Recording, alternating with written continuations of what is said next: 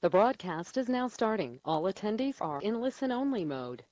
All right, I now call this meeting of the City Council to order. Please note that pursuant to Chapter 20 of the Acts of 2021, this meeting of the City Council will be conducted via remote participation. We'll post an audio recording, audio-video recording, transcript, or other comprehensive record of these proceedings as soon as possible and after the meeting on the City of Somerville website and local cable access government channels. Now, please rise for the prayer. They made it easier for me, and I can't do it. Please rise for the prayer and pledge of allegiance. Mr. President, let's begin this meeting with a prayer. God, grant this City Council the serenity to accept the things that cannot be changed, the courage to change the things that can be changed, and the wisdom to know the difference. And now let's join in a salute to the flag. I pledge allegiance to the flag of the United States of America and to the republic for which it stands, one nation, under God, indivisible, with liberty and justice for all. Please be seated. And please call the roll. This is roll call. Councilor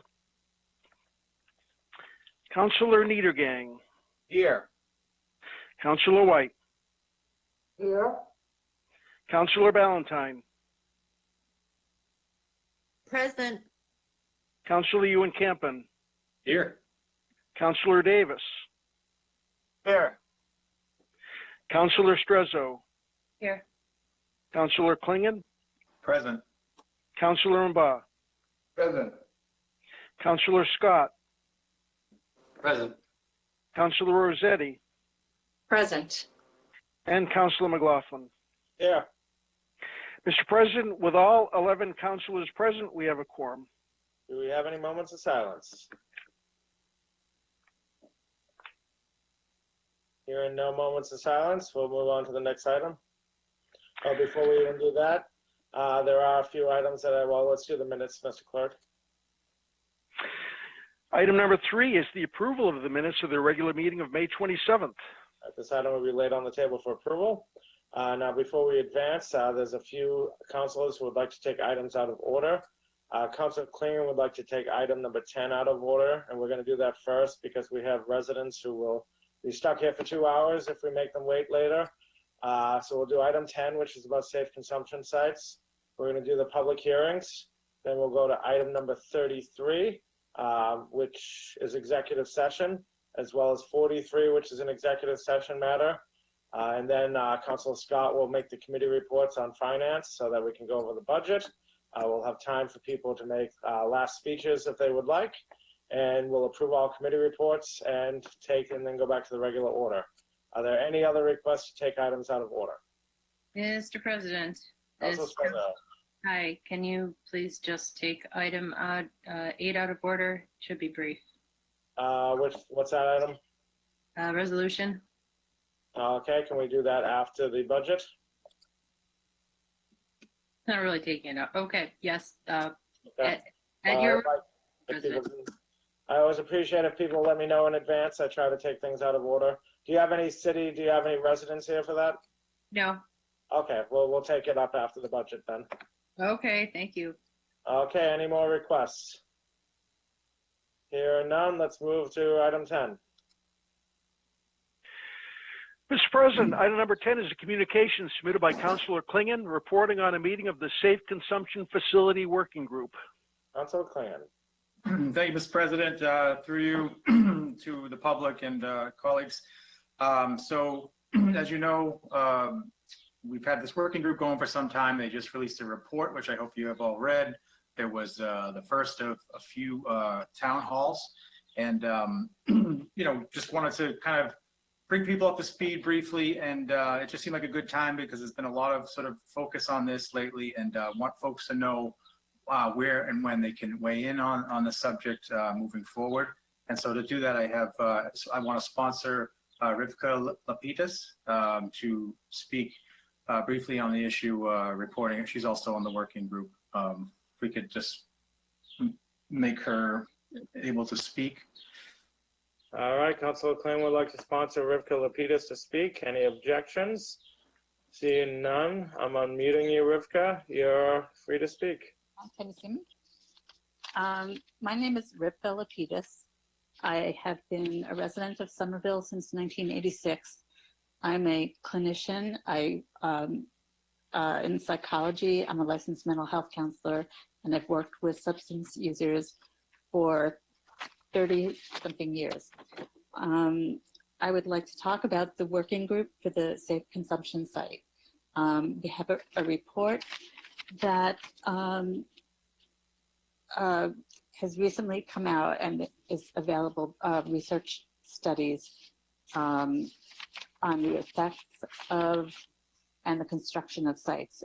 And what I can update you about is that, well, the first thing is safe consumption sites are part of a harm reduction strategy to substance use disorders. Harm reduction is a simple concept that comes from the 80s response to the HIV epidemic. We're doing harm reduction every day when we wear a mask or a seatbelt or a helmet. We're trying to provide a place for people who use drugs and are not ready at the time that we want them to be to go into recovery, a recovery mode. Safe consumption site would be a clean, sterile place staffed by peers with the support of first responders so that people can come in who use drugs, use their drug, be monitored, and have a safe place to sit, have their vitals checked, make sure that they're safe, and then perhaps receive information about other services, treatment, counseling, etc. So it's a pretty simple concept, sounds counterintuitive, but it's something that's a reality, that there's a lot of drug use in Davis Square. There's a lot of needles. There's a lot of people still overdosing through the pandemic. The two sites that the research proposal that was done by some out-of-town researchers from Brown University, the two areas of Somerville proposed are Davis Square and East Somerville. The meeting's coming up to discuss this. What we need is, and we appreciate, is the council's very enthusiastic and important support. It's time to do something to keep people alive. And Councilman Klingon and McLaughlin have been at the forefront of this. The upcoming community meetings that we need you to show up, and we need letters of support, and they're starting to come in. Community meeting will be on Zoom on Tuesday, 6 p.m., July 13th, to talk about the impact of the opioid problem on individuals. Thursday, July 22nd at 6, family impact. Families who have been impacted and suffered because of this epidemic will have a chance to talk about what they've been through. And on July 27th, there will, at 6 p.m., business and neighborhood impact. And to let you guys know, and I'm going to finish in a second, there's no safe consumption site in the United States. There's one in Vancouver, Montreal, there's some in Europe. There's never been an overdose death in a safe consumption site. There's no attraction of non-drug users to go and start using substances because it's there. And I think we owe it to the people in our community to prevent more overdose deaths. So that's my statement. Thank you, Rivka. All set, Mr. President. All right, thank you very much. Thank you, Rivka. Next, this side, any discussion? Would anybody like to speak or comment on this? Councilor Barr. Thank you, Mr. President. Thank you also to you and Councilor Klingon and the speaker. Just one quick question. I haven't read the report, I apologize, but I'm supportive, and as we all know, we are a passionate community. I guess just a quick one. Is this gonna be, because I hear about our community. So is it for just our community, or is gonna be a regional hotspot, for everyone to come? It focuses on the Somerville community. There may be people who travel to Davis Square that are people who are unhoused. We don't have the space or the facilities to turn it into Melnia, Cass, and Mass Ave. What people are afraid of drawing in people, but the research shows that local users will benefit and will go a short distance to an injection site. On Mass and Cass, there are already people informally helping each other with this problem, and Boston needs to kind of step up, and the governor needs to approve it. But this is primarily a community project. Okay, thank you. And then you mentioned first responders. Are you talking about fire or police that will be staffing the place? So are we going to? They will be available. Police officers? Peers will be staffing. Peers have been experts at this. They've been saving each other's lives for years. The late Aubrey Esters, who was a founder of this movement, was operating an informal, safe injection site under the Mystic in that area of East Somerville. There will be users, people trained in Narcan. There will be peers, and if that is not available, there will be nurses, and then, as we go up the scale, doctors, and they're in support of this, and will be called in, and there will not be a police kind of entrapment. So we've had first responders working on the working committee for, I think it's like 2 or 3 years now. And they understand the principle, and that it's not a pipeline to get people arrested to send them to jail. Okay, no, thank you for that. It's like I said, yeah, I am supportive of this. We just have to do it right, because like the famous boxer Mike Tyson always say, everybody got a plan until you got punched in the face. So thank you, Councilor Klingen, for everything that you've been doing on that. Yeah, we've been working hard. Yeah. One of my favorite sayings, Councilor Barr. Councilor Davis. Thank you, Mr. President. Always good to have a little wisdom from the champ in the process.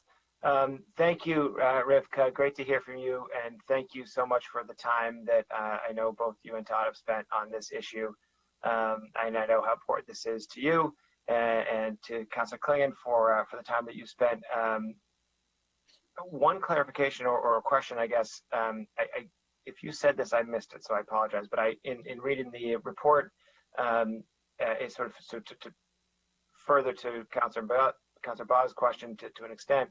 The report recommended, if I read it correctly, that the primary operator of a site would be an organization who has expertise in this, right? I mean, this wouldn't be first responders. This wouldn't be the city of Somerville. This wouldn't be an ad hoc. The idea ideally is an organization that has experience in all of the issues related to substance use and the challenges that can come with that.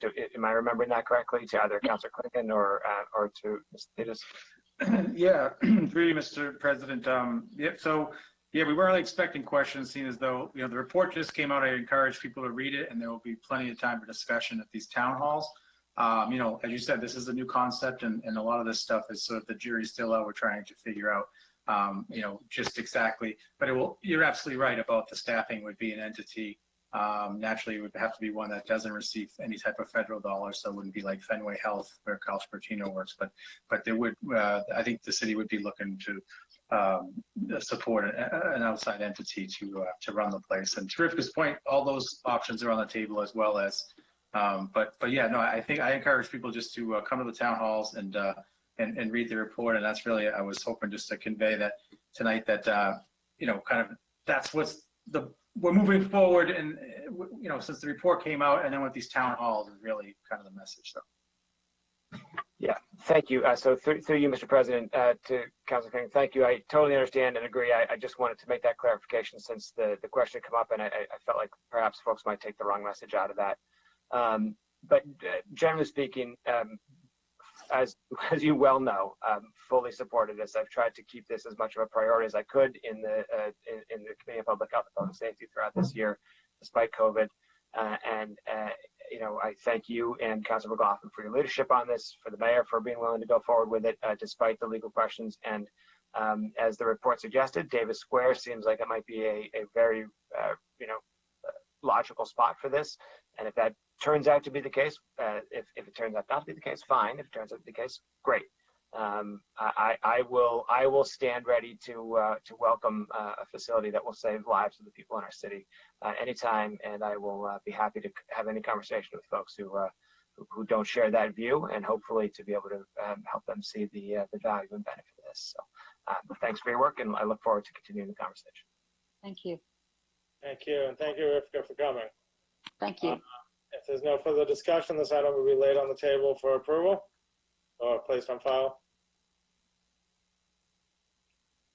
Mr. President, then returning to the regular business, we go to item number 4, which is a public hearing to grant location submitted by Eversource to install 134 feet of conduit in Highland Avenue from a manhole to a point to pickup at 123 Highland Ave.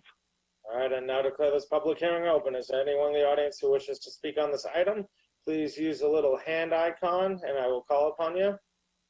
There's a little hand icon that you can press.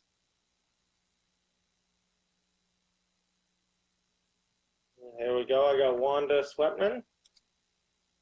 Wanda, you're muted on my side. You might have to unmute. There you go. Wanda, you there? You're unmuted, Wanda, but we can't hear you. Can you hear us?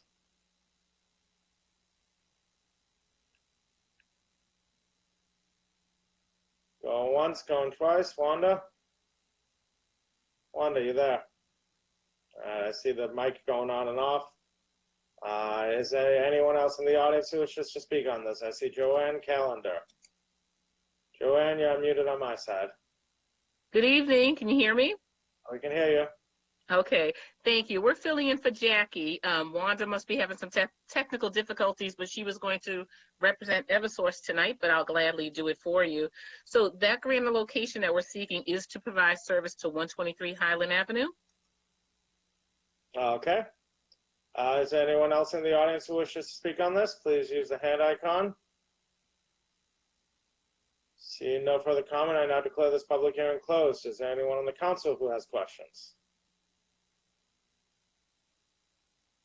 Seeing no comments, this item is laid on the table for approval.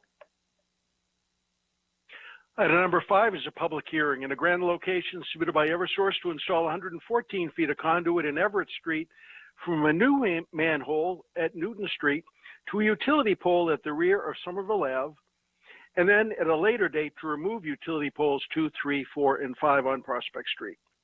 Now declare this public hearing open. Is there anyone in the audience who wishes to speak on this item? Mr. President, I just want to announce that I'm recused from this item. Thank you, Councilor Scott. Please record that he's recused from this. Joanne, are you here for this one? I am. All right, the floor is yours. Okay, so there is a new building going up at the corner of Prospect and Somerville. And in order to provide them service, we're going to do it via underground. So we're installing the conduit to put the infrastructure in place. And then once we have the customers up and running on the underground service, we will then remove the poles at a later date. All right, is there anyone in the audience who wishes to speak on this? Please use the hand icon, going once, going twice, and now declare this public hearing closed. Is there any comment from the council? Hearing none, this item is laid on the table for approval. Thank you. Thank you.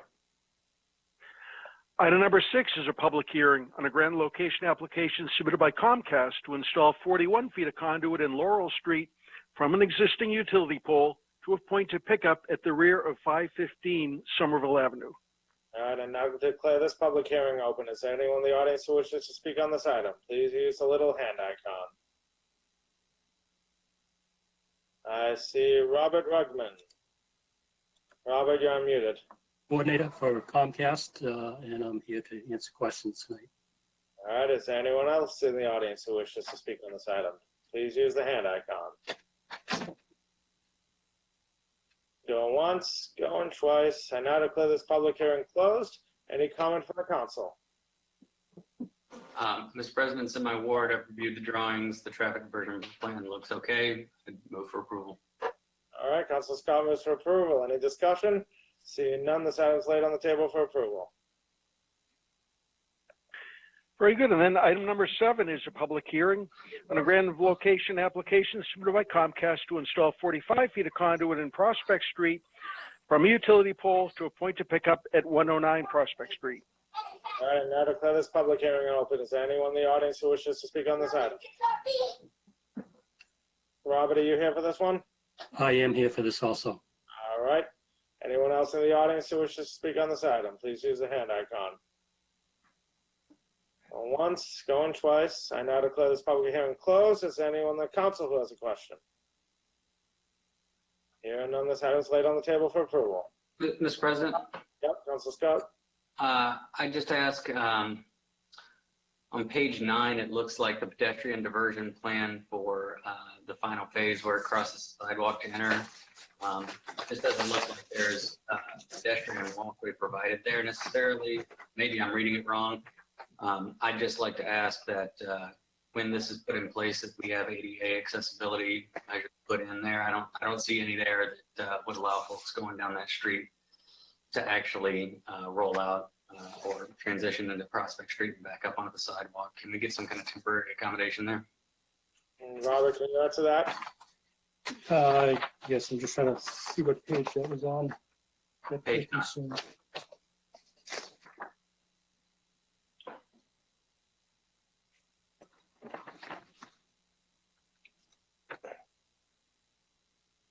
Yeah, I see the cone configuration there. I will check into that and make sure that they make accommodations for pedestrians.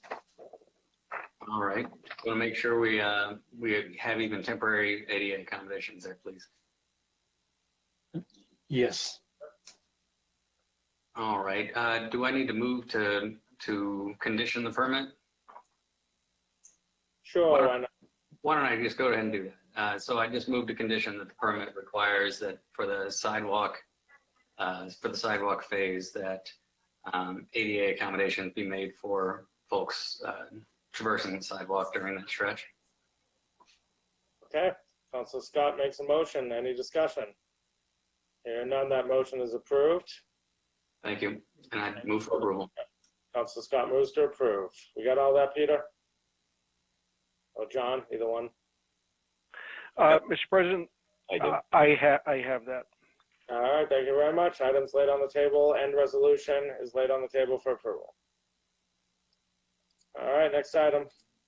That brings us, Mr. President, up to item number 33, taking that out of order. And item 33 is a communication submitted by outside counsel requesting to appear in executive session to discuss litigation strategy with respect to Fairchild v. Somerville. All right, so this is an item that requires executive session. While I do not have to recuse myself, Councilor Rossetti has been leading on this issue, so she will handle the executive session committee report. We have Timothy Zesson here, who is our outside counsel. Mr. Zesson, would you say that this is an item that would require executive session, and could you state why? Oh, you're muted. Oh, I gotta unmute you, sorry. As I can see you. Thank you. Yeah, you're unmuted, go ahead. Thank you, Mr. President. Yes, it's my opinion that there's a lawful basis for the council to convene an executive session under Purpose 3 of the Open Meeting Law, specifically to discuss ongoing litigation regarding a civil service appeal filed by Matthew Fairchild concerning his bypass from the police department. Okay, thank you very much. Any questions? Any requests for information before we enter into executive session? Hearing none, Councilor Rossetti moves to go into executive session. Can we please call the roll on that? This is a roll call vote on moving to executive session to discuss litigation strategy. On that motion, Councilor Niedergang, Yes. Councilor White, Yes. Councilor Ballantyne, Yes. Councilor Ewan Campen, Yes.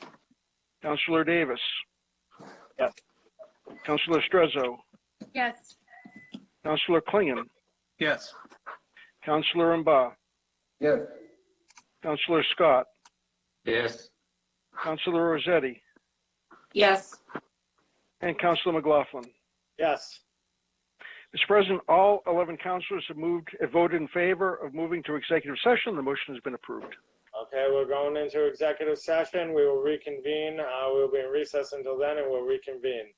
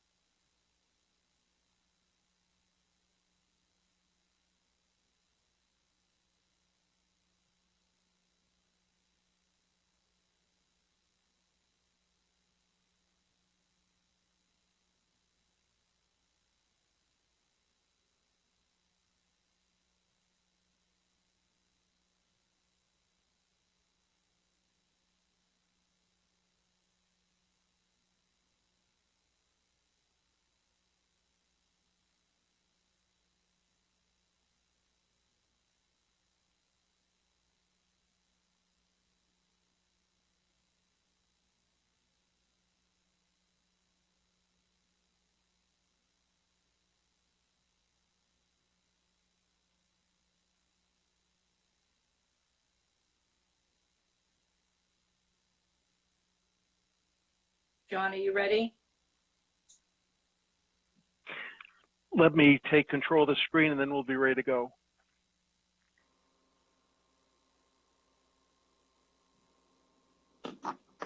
All set. Okay, thank you, sir. I believe we're waiting for Counselor White to come back in. I know he's having technical difficulties earlier. I'd like to give it one more minute. Oh, here he is. Okay. So I would like to call this meeting of the City Council back to order. If there's no objection. Mr. President, you're here, but where you were recused, I will begin the meeting. Is that okay with you, sir? Please do. Thank you. So this meeting is now called back in order. The committee, as stated, did meet in executive session. Other than to adjourn, there were no other votes taken. I will then now ask the clerk to go next to item 43. Oh, excuse me, Mr. Clerk, could you take a roll call attendance to establish the quorum? My apologies. I would be happy to do that, Madam President. On determining the presence of a quorum, Councilor Niedergang. Here. Councilor White. Yeah. Councilor Ballantyne. Present. Councilor Ewan Campen. Yeah. Councilor Davis. Here. Councilor Strezzo. Here. Councilor Klingon. Present. Councilor Mba. Present. Councilor Scott. Present. Councilor Rossetti. Present. And Councilor McLaughlin. Yeah. Madam President, Mr. President, we have all councilors present, have a quorum. All right. Next item. That brings us to item number 43,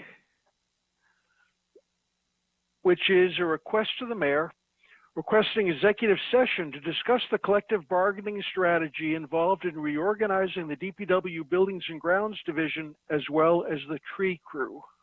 All right, this is an item that might warrant executive session. Is there a solicitor in the house? Frank Wright or Julie McKenzie? Yes, I'm here. All Julie right, McKenzie. Julie McKenzie and Frank. Solicitors, is this a matter you believe is worthy of executive session, and for what reason?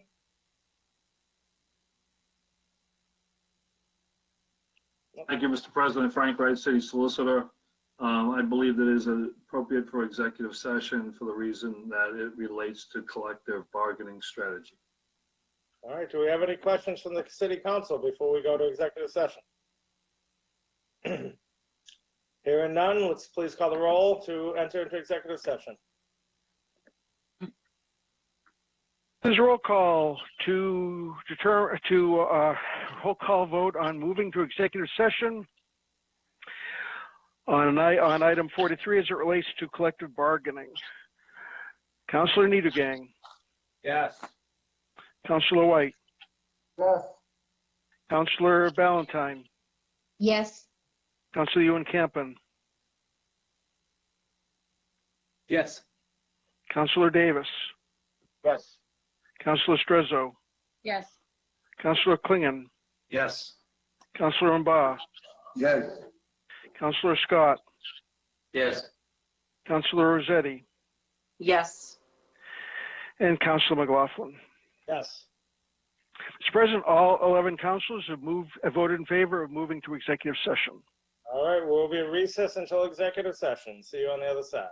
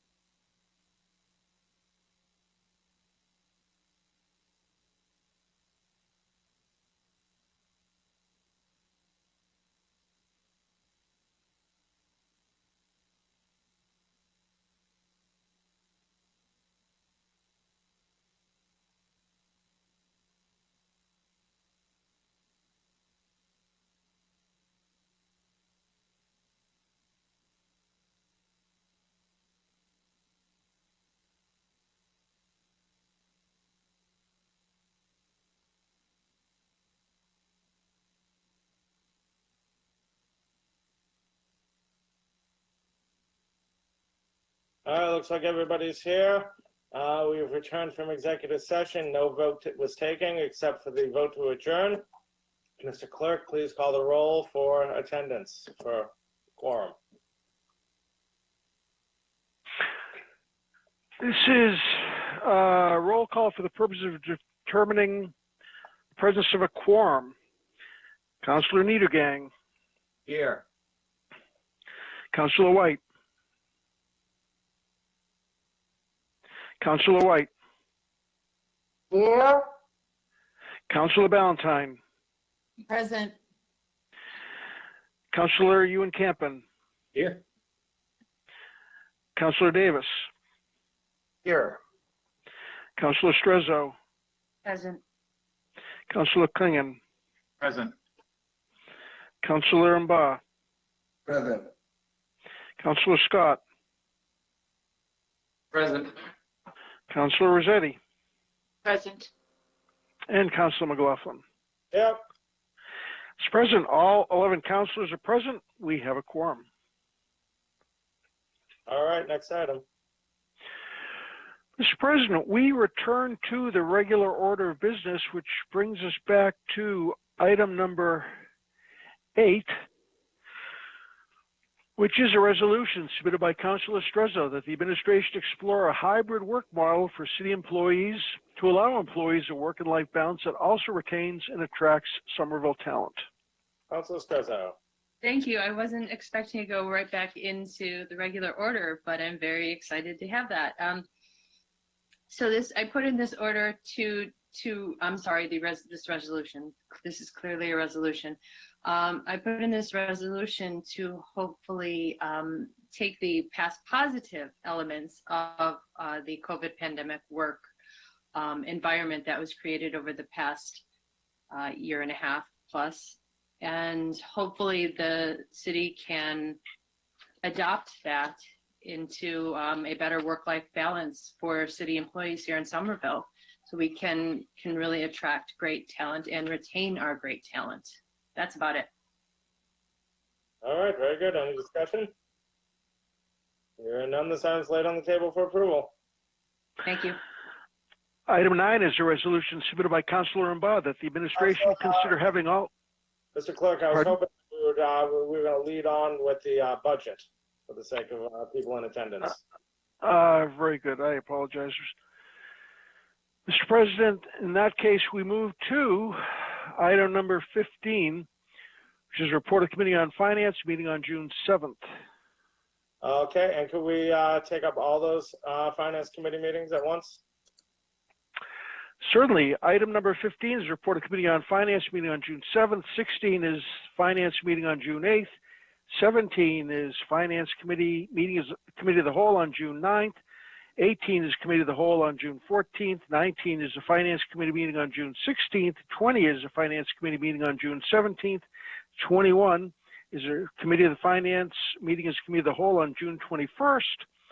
And then later, item 22 is the same committee meeting just as a Finance Committee on June 21. Item 23 is a report of Committee on Finance meeting on June 22nd. And finally, item 24 is a report of Committee on Finance meeting as a Committee of the Whole last night, June 23rd. Can you repeat all those, please? No. All right, Councilor Scott, you have the floor. Thank you, Mr. President. The Finance Committee met over 9 nights in the last month, meeting as a committee, only meeting as a Committee of the Whole for the public hearing, for the review of the police department budget, for cut night, and for a brief meeting that may have required executive session to get answers from the legal department regarding the police budget. Averaging about 4 hours, 20 minutes per meeting. This review was the most efficient of the city council yet of a city budget. And I'd like to thank all my colleagues for their dedication and attendance, as well as for all the city staff that helped with this review. All of these meetings are available online. The minutes are extensive. The end results of the entire process include functionally a motion by Councilor White moving to approve the budget that was submitted as amended and as resolved with no recommendation made as to the Department of Public Works because there were some concerns still outstanding regarding certain reorganizational approaches that were being proposed by the city and requested approval of the city council implicit in our approval of the budget. There were numerous motions handled. I will note that some of the motions from the cut night meeting are labeled as laid on the table or discharged without recommendation when they were actually withdrawn. But all of those motions were in relation to recommendations, requests for the city council from the city council for the mayor to consider in submitting an amended budget. I know that we do have an amended budget before us tonight.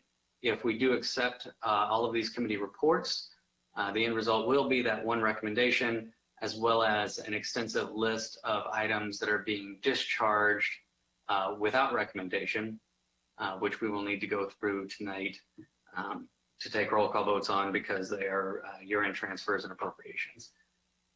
Once again, thanks to everybody involved, and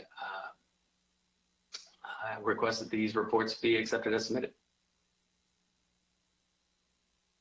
All right, Councilor Scott moves to accept the committee reports as submitted. Is there any discussion? And I would like to say now would be the time for people to make speeches if they were so inclined before we get into the meat of the matter. No speeches, gotta love it. Let's call roll call vote on approving all the committee assignments, committee minutes. There's a roll call vote on the approval of the committee reports submitted at agenda items 15 through 24. On that motion, Councilor Niedergang. Yes. Councilor White. Yes. Councilor Ballantyne. Yes. Councilor Ewan Campen. Yes. Councilor Davis. Yes. Councilor Strezzo. Yes. Councilor Klingon. Yes. Councilor Mba. Yes. Councilor Scott. Yes. Councilor Rossetti. Yes. And Councilor McLaughlin. Yes. Mr. President, all 11 councilors have voted to approve those committee reports. They are now approved. Okay. Now we have a number of items that require roll call votes and some that require action. Should we just begin, Mr. Clerk? Start with the first. Councilor White, is that you? Yes, thank you. We probably should finish the budget first. So we've approved the budget as amended, except for the Buildings and Grounds Division, which has been discharged. So I would move that we now discuss the Building and Grounds Division of the Building and Grounds budget that was submitted to us by the DPW in connection. Okay. I was getting way ahead of myself. Thank you, Councilor White. Can we take the Buildings and Grounds item out of order or in order, Mr. Clerk? Certainly, it is in order. That item is before this committee now because no recommendation was made by the Finance Committee. Excellent. Councilor White, you have the floor. Thank you, Mr. President. Basically, because of the concern that members have, expressed with regard to the proposed reorganization, there's two motions that I will be making, and I'm just going to discuss them both because they do sort of mesh with one another. So the first is, and the rationale would be this would allow the Department of Public Works to go forward, but I think it would address the concerns that have been raised to us. So the first motion would be that the City Council hereby rejects the request of the mayor to take the existing division of Buildings and Grounds and to separate it into two separate divisions pursuant to Section 40C of the City Charter. So basically, if we vote to approve that motion, Buildings and Grounds is not separated as it was in the budget that was submitted to us. But we then have to deal with the budget that was submitted to us. So I would then move that any approval of the budget be conditioned upon a new appropriation order submitted to us by the administration, which would then have buildings and grounds combined together as it is as of today. So that would eliminate the whole concern about the splitting of the two departments, and then it would permit any of the hirings to take place so that people, if appropriate, could be hired in those positions, and that during that time, the union could bargain with the city, and it would not have any impact. So that is my thought process. If folks are concerned with the current status of the budget that has been submitted to us with the Division of Buildings and Grounds. We have two motions before us that can be taken as one unless any councilors object. Councilor Rossetti, you have a question? It's not a question, it's a comment. Through you, Mr. President, I want to commend and thank my colleague, Councilor White, for this suggested scenario. I totally support it. From the first day of discussion with this department, I expressed my concern that I felt like we were doing things backwards. I wish there had been some conversation first with the union and with us. This would, as you said, Councilor White, would allow that to happen. And then if they reach agreements with the city staff, as we said with other departments that were before us during budget discussions, if things change during the year and there are requests and need, the administration can come back to us and we can vote to agree or disagree on this matter or any other department's matters, as we have many times before. So this makes my heart feel better that there will be dialogue between the union and the city, and that these new positions can still move forward. Thank you, Councilor White. Thank you, Mr. President. Thank you. We got Councilor Needham. Well, thank you, Mr. President. Through you to Councilor White. Would the administration be able to come back to the council and split buildings and grounds during this fiscal year, or would they have to wait till the next fiscal year and a new budget in order to do that? Through the president, under the current charter, they're able to, I think, do it at any point in time. So let's say there was an agreement worked out, then they could come to us in whatever period of time and ask that we recognize the splitting into two separate departments. And if they needed to make any budget adjustments, then they could come in with an appropriation request. Okay, thank you. I got Councilor, let's see, Councilor Barr. Thank you, Mr. President. Yeah, I just want to thank Councilor White for making that more clear. I could not have said it better myself. So I think whatever that will lead to a good dialogue and good negotiation, it's the way to follow. Thank you. Councilor Ewan Campen, and then Councilor Scott. Thank you, Mr. President. I will support the motion. I'm thankful to my colleagues for raising the issues. I also just wanted to say that on its face, I think it's a very reasonable proposal to split these out. I understand the rationale, and the reason that I'll be supporting the motion is not because I don't think that's a good idea, but I agree with my colleagues that I hope the bargaining can happen first. Thank you. Councilor Scott.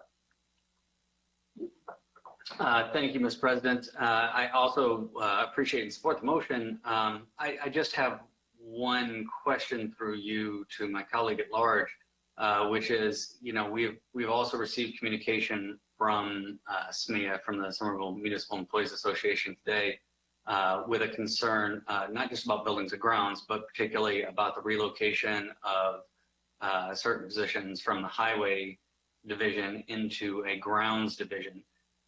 Given that this would require a resubmitted order, would we anticipate that those positions will be returned to highways as part of that, since there would be technically no grounds division? Or would that still be an action the administration could or would take to relocate those positions from highway into a different division? through the president, because that division is not being created by, the creation of that division is not being approved by us. I don't think they could, but this is an important point. What this motion says is it's subject to the administration submitting the order. So we would not, or my request would be, we don't vote on the final budget as a city council until someone from the administration comes forward to us and said, yes, they are going to submit an appropriation order that's going to, it's not going to split the two divisions up, and that it will be as it is today. And I guess at that point, you could confirm with them that those transfers as well will not take place. All right, that is exactly what I was hoping to hear. Thank you. Thank you, through you, Mr. President, to my colleague. Appreciate it. All right, any further discussion? Seeing none, I am going to support the motion as well, and I do appreciate the effort from the DPW. I do think, though, we have unions and we have processes for a reason, so we have to follow this process. But I do want to thank the commissioner for coming to us with a budget with $1 million not unaccounted for this year. It's the first time that it's happened in a couple of years. No accounting for small miracles, and I do appreciate the transparency. So if there's no further discussion, please call the roll.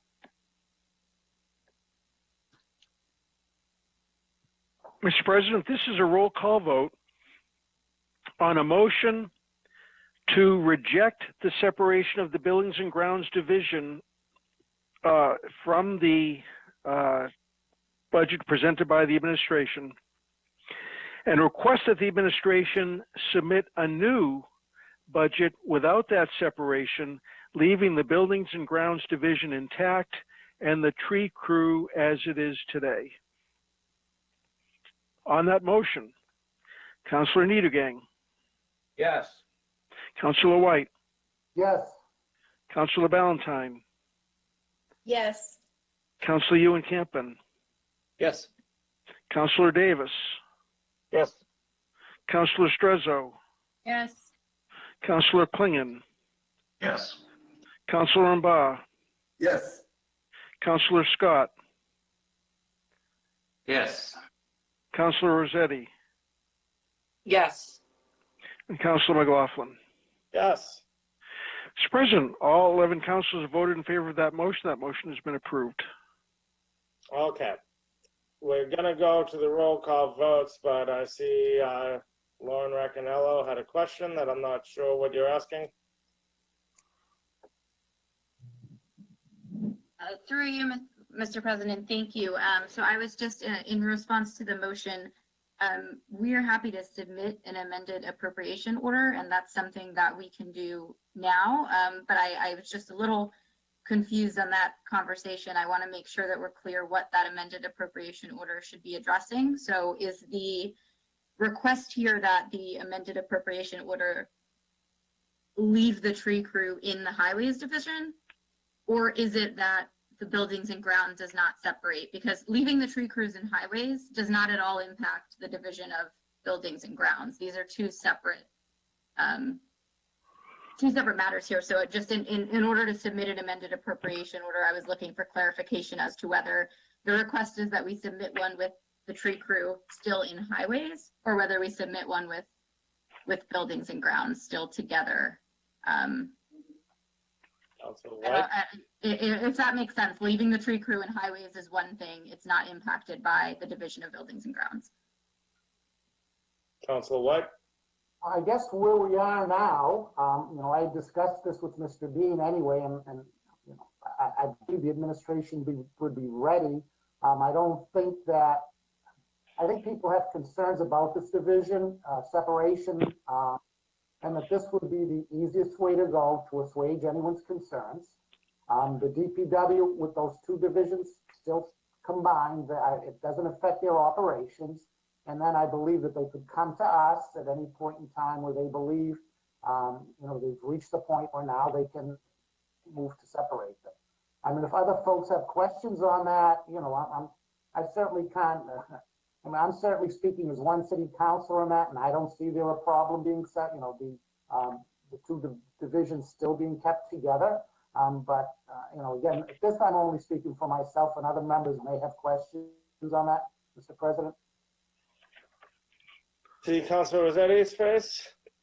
Yes, thank you, sir. My thought is to have the tree positions remain in highways, buildings and grounds remain as they are today as buildings and grounds, but incorporate the new requested positions that were asked. I don't believe the motion is suggesting that we would cut any of the new position requests, but at this time they should fall under buildings and grounds with the exception of the three tree positions to stay in highway as they are today. Okay, I think we could probably use another formal motion to discuss this if you wanted to propose something, Councilor Rossetti or Councilor White. And Mr. Dean, I see you here. Mr. President, the hope would be, and Mr. Mastroboni is here, that we could amend the appropriation order, since the amount will not change. It's just the orientation in DPW would change, that we could do this tonight so we can resolve this matter based on the will of the council. If the council is open to that, we'd like to be able to amend the appropriation order based on the will of the council. Okay, Mr. Masbroni, you had something to say too, or is that covered? Mr. Chair, I just want to be extremely clear what's being requested. It sounds like the original issue was with the tree crew being moved, which then became an issue in the splitting of buildings and grounds. It sounds like that the council is neither interested in moving the tree crew from highway to grounds, nor separating buildings and grounds into buildings and grounds. But I was under the impression from our conversations throughout this process that the issue with the splitting of buildings and grounds was due to the tree crew. So it's that's the question that I had. Okay. And if you could see Councilor Rossetti again, I do think we should have stated very clearly what we'd like to have here. Councilor Rossetti. Mr. President, what comes to mind as Mr. Mastroboni, Mr. Bean would be crafting the new dollar figure, which they're suggesting won't be a new dollar figure. It'll just, but in the budget proposed before us for this division creates a new superintendent position for the creation of the new divided apartment. Perhaps we don't need that new superintendent right now until the administration comes back to us with the request to divide buildings and grounds separately to give a superintendent to one of the new divided divisions. I'd like to hear from the staff on that because that's one piece that may not be needed immediately. Do we have a response to that? Mr. President, if I may, I think we feel, I feel, and I believe that Commissioner Lathan would agree with me that the investments we need to make in both our building stock and our grounds are important enough that we need specific positions for each of these. What I would propose as a compromise would be to take the proposed position, the superintendent of buildings, and make that a deputy superintendent within buildings and grounds. If the intent is to rejoin the buildings and grounds, the buildings division and the grounds division, it makes sense, and I see Commissioner Lathan here, it makes sense to keep those two positions. These are critical investments, and we need to have someone focus on each of these separately. We feel strongly that the current situation is doing a disservice to both of these. And I can include that in an amended appropriation, a change from a superintendent from two superintendents to a superintendent and deputy superintendent, if that is the will of the council. Okay. Any further questions, comments, motions? Yes, Mr. President. What? Yeah. Based on the discussion, it does not appear that we have to go to the extent of doing, again, it's the will of the committee, the will of the city council, but whether it's just with respect to those positions. So would there be a way, I guess you could phrase the order that the proposed 3 individuals remain in the highways department? And if folks are okay with the separation, that would be one thing. And that would require a reconsideration of the prior vote that was taken. And then with that, Councilor Rossetti, if she wanted to move forward with that motion, that would also be I believe that would be a separate motion after reconsideration, so you'd probably need 2 votes. It's kind of getting complicated, but that's sort of my thoughts on it. Go ahead, sorry. So through the president, I believe a motion for reconsideration would be necessary on this. I mean, I'd ask the city clerk through you to see if, because of the concerns that were raised, would that be necessary? And I think so. Anyway, so that's a concern I had. If we're going to change, so I guess it's first it will be up to the members to decide whether they want to change from the prior vote or not. All right. Well, Councilor White makes a motion for reconsideration. On that, Councilor Scott. Yeah, just my question would be procedurally, since we are receiving a new appropriation request from the mayor in, I believe, item number, pardon me while I look that up, item number 45 tonight. I believe I heard that the intention of the budget director was to amend that appropriation order summary to reflect the will of the council. As such, we may not need to reconsider the vote on the actual budget itself if we simply pass a subsequent motion making the will of the council clear here, although either procedural way would get us there. I'm just trying to simplify things.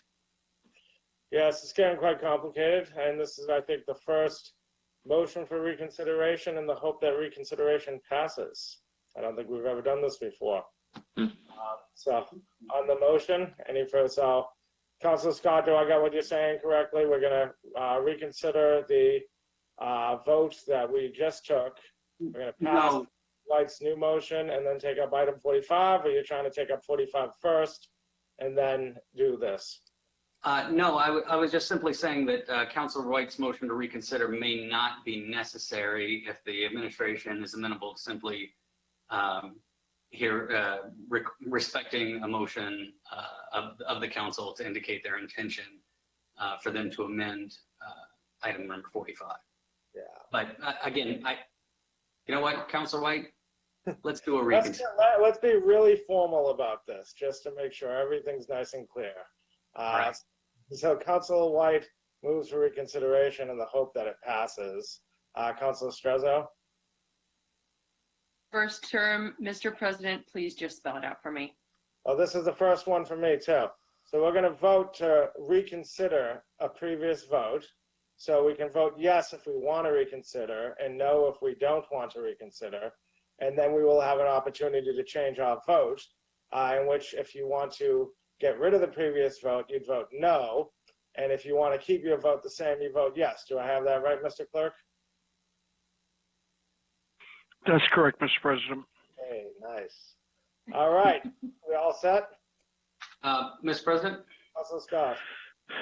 In between the motion to reconsider and the motion to vote on the item again, could it be amended at that time, as Councilor White suggests? Yes, thank you. That's even better. We can amend, we can reconsider it and amend. Perfect. Thank you. All right.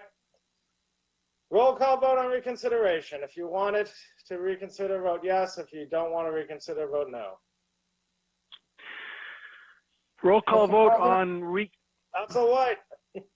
I'm sorry, but the reason for the reconsideration is to better phrase what we originally voted on. That's the only, it's not like a substantive change. I think it's better just for phraseology purposes to deal with the specific issue. I'm done. Yeah. Okay, we still have to do the vote to reconsider to do that, correct? Yes. Okay. Call the roll. On reconsideration of the motion to reject separation of Buildings and Grounds Division and request a new proposal from the administration. Councilor Niedergang, Yes. Councilor White, Yes. Councilor Ballantyne, Yes. Councilor Ewan Campen, Yes.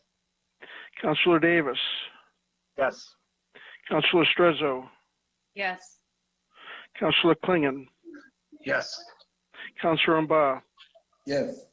Councilor Scott, Yes. Councilor Rossetti, Yes. and Councilor McLaughlin. Yes. Mr. President, all 11 councilors have voted in favor of reconsideration. Reconsideration has been approved, and the motion that had just been approved is now back before this body again.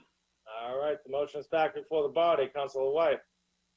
Thank you. I think the first step would be for Council Rossetti, if, to make that motion that had been previously discussed, because right now the budget for buildings and grounds is still before us. So if there are any cuts that want to be made on that budget, this would, I think, be the time to do it. And then after that, we would follow up.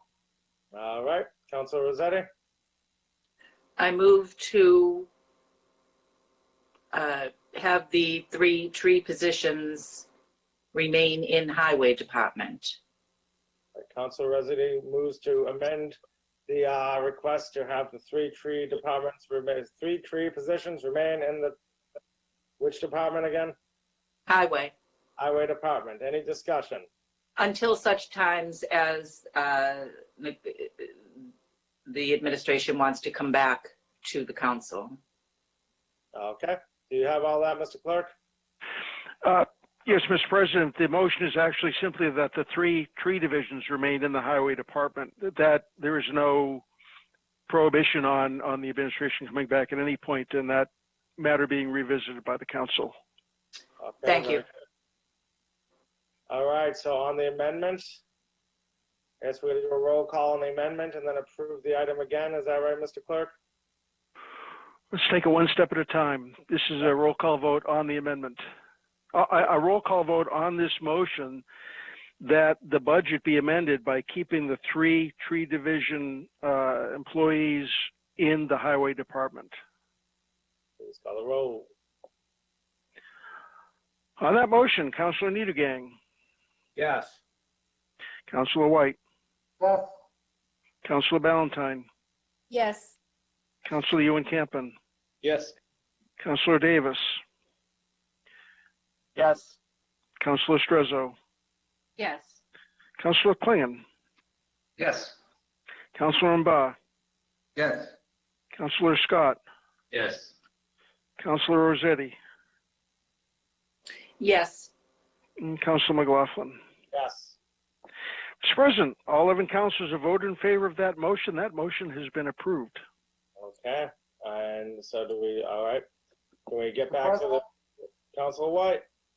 Thank you. I would now move to amend the committee report that was before us. Okay, basically to incorporate the motion that was just approved. Because that will then mean that we've approved the budget as amended by tonight's vote. All right, on the motion, any discussion? Please call the roll. So this is a roll call vote on the rejection of the separation of the Buildings and Grounds Division, requesting that the administration submit a new budget without that separation. Period. No. That's White. Thank you. I thought Councilor Rossetti just made the motion, basically that those 3 individuals remain within the Highway Department. That motion has been approved. Okay, so now with that motion approved, I don't think it's necessary any longer to object to the splitting of the departments. That was the intention of Councilor Rossetti, basically just to accomplish that task. Then we no longer have to disagree with the splitting of the 2, divisions. So that can remain, and then it'll just be that those particular people remain in Highway. Okay. And through the chair, I'd ask Councilor Rossetti just to confirm that that was her intent. Councilor Rossetti? Yes, I just want to also be certain that we don't have to reconsider the vote that was taken initially by Councilor White so that we change our vote on that. First, the previous vote, we have already voted. That's why we're back in for reconsideration as well. Yes. All right. All right. Let's try. Okay. What we've done is we have reconsidered. So now what is before us and what we approved was only one thing. So the previous motion that I brought about disagreeing with the severing of the two departments is no longer something that we voted on. So what we've now voted on only is Councilor Rossetti's motion to keep those three individuals within the highway department. So that's the only thing that we've approved at this point in time. So I want to make sure that Councilor Rossetti is all set with that and that she no longer wants to have us object to the splitting of the two departments. Councilor Rossetti. I'm fine with the splitting of the two departments now that the tree employees are back where they should be until discussions are held.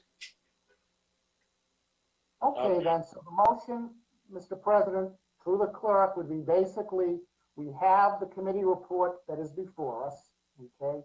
I would now move to amend that committee report to include the motion that we just approved, which was the motion that the three individuals, the three positions remain in the highway department. Okay. On the amendment, any discussion? Please call the roll. Mr. President, I'm sorry that I'm not keeping up, but this council just voted that the three tree division employees should remain in the highway department, and it appears to be, if I'm reading the conversation correctly, it appears to be the intent now of the city council to want to approve the DPW budget, which is before this council because no recommendation was made in committee, to just approve the DPW budget as it was presented, with the sole exception that the three tree division employees are kept in highway. That's the only change that's been made in the budget that this council is now about to vote on. Okay. So. Is that correct? Sounds right to me, Councilor White. Yeah, that's why I asked Councilor Rossetti to confirm that, and I believe she just did. So that is now our intention, that those three positions remain in the highway department. Yes. And we can move on to the overall DPW budget. All right. Any further discussion?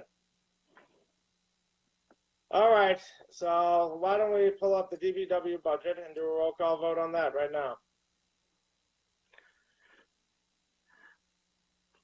Very good. So this is a roll call vote on approving the DPW budget as amended by this council just minutes ago to keep the three tree employees in the highway department. On that motion, Councilor Niedergang. Yes. Councilor White. Yes. Councilor Ballantyne. Yes. Councilor Ewan Campen. Yes. Councilor Davis. Yes. Councilor Strezzo. Yes. Councilor Klingon. Yes. Councilor Mba. Yes. Councilor Scott. Yes. Councilor Rossetti. Yes. And Councilor McLaughlin. Yes. Mr. President, that motion has been approved 11-0, which means that the budget that was reviewed by this Finance Committee and recommended for approval by the Finance Committee has now been fully approved with the exception of the three, with the amendments that were made in committee and the amendment tonight that the three tree employees remain in the highway department. All right. Councilor White and Rossetti, you will be missed when you're gone. Can we get back to the roll call votes on other Finance Committee items? We have Mr. Mastroboni, you had something to say? Mr. Chair, Mr. President, I just want to get this right. So what I've done is I've created a new amended appropriation order that reduces the grounds personal services by 185,172, which is equal to those three positions. I've increased highway by that same amount, no net change, just a reallocation. And I just want to make sure that I'm sending this to the right place right now. It sounds like my guess is that I need to share this with City Clerk Long. But I just want to get that information so I can share that with folks as fast as possible. Okay, Councilor Scott. My only question is whether the cost neutral line item change moving the care of trees from highway to grounds is still appropriate, or if that should remain in highways as well. And that's an operational question really for the administration and the commissioner. Mr. President, I'd say keeping the grounds cost center altogether would be the preferred option. So no change to keeping care of trees within grounds. We can have the staff, the cost centers for the staff and the ordinary maintenance in separate places. Operationally, that's okay. Very well. All right. Can we return? Councilor White. Thank you. Through you to Mr. Mastroboni. Will this appropriation order totally replace the appropriation order that you've submitted this evening, or will it be a second one that will require a vote in addition to the appropriation order that you've submitted tonight on the agenda? Through you, Mr. President, to Councilor White, that's unclear to me. That sounds like Director Bean has an answer for that. I would hope that we could just amend the existing one. I would think that we could just amend the existing 212004, the amended appropriation, the revised appropriation. The dollar amount does not change, and nor in the DPW or the aggregate. So I think that we could substitute. I don't see a need to put an entirely new order in. Okay, just wanted to make sure we learned of that at this point in time. I'm all set. Thank you, Mr. President. Okay. Anything else before we move on from DPW and this? Mr. Mastroboni? Mr. President, just want to make sure. So should I share that amended appropriation order, double amended appropriation order with Clerk Long, or should that go somewhere else? I'm not sure what we need to do for tonight. I would share with the clerk. Is that right, Mr. Clerk? Mr. President, the fiscal year 2022 operating budget has just been approved by the City Council. No further action to approve it is necessary. What I would appreciate getting from Budget Manager Mastroboni is a clean copy of what the City Council has just acted on, which I will then append in Minitrack so we have a nice clean version of the budget. But it is certainly not necessary to vote on what we just voted on. Okay. So what I'm thinking right now, I was hoping to get to these roll call votes, but it's 9:22. Councilor Scott has a motion. Mr. President, not a motion, just a question. I mean, because we are receiving an amended item number 45, the budget that was submitted, the appropriation request that was submitted and discussed in committee is technically being withdrawn and supplanted with item number 45, correct? Dean? Mr. President, that's the point I was going to make that Council Scott is making. I think he's correct on that. I'm not sure that the city clerk is correct on that. So we'd be substituting the revised appropriation coming in. Right. So all of this has been to communicate our intent. It appears that the intent is being received and responded to. So when we make this appropriation order as amended. Your camera with mics if you're not talking. Go ahead. So my point being that ultimately this was simply an exercise in communicating our intent. The intent has been accepted. Director Mastroboni is amending item number 45 to reflect that intent, and we will be substituting the appropriation order in item number 5 to replace the appropriation order in Mayor's Request 212004. Okay. All right. Time's now 9:23. I think we're going to take a 5-minute recess before we move on. Let's meet again at 9:27. We are in recess.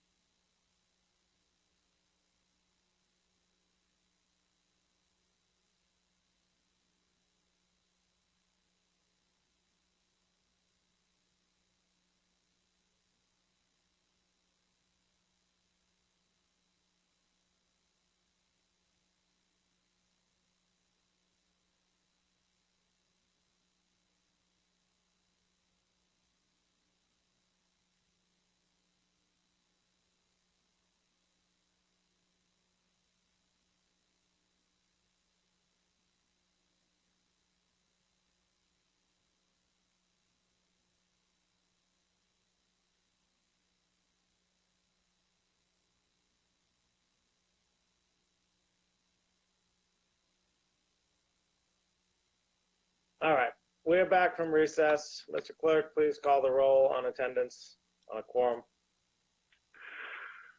This is roll call to determine the presence of a quorum after the recess.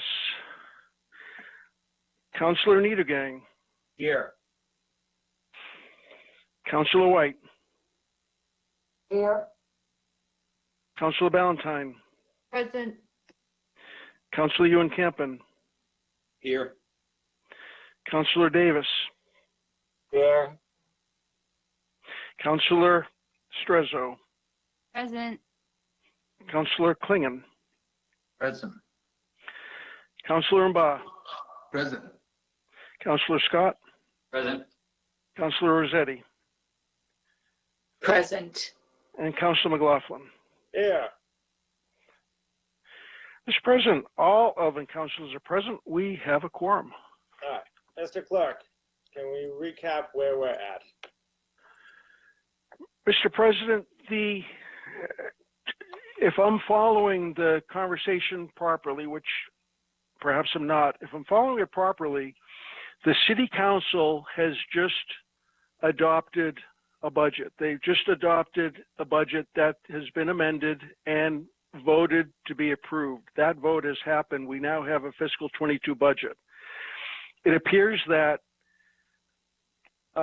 there is now being a motion made that we should replace that budget with item number 45 on the agenda, which I believe is the exact same budget.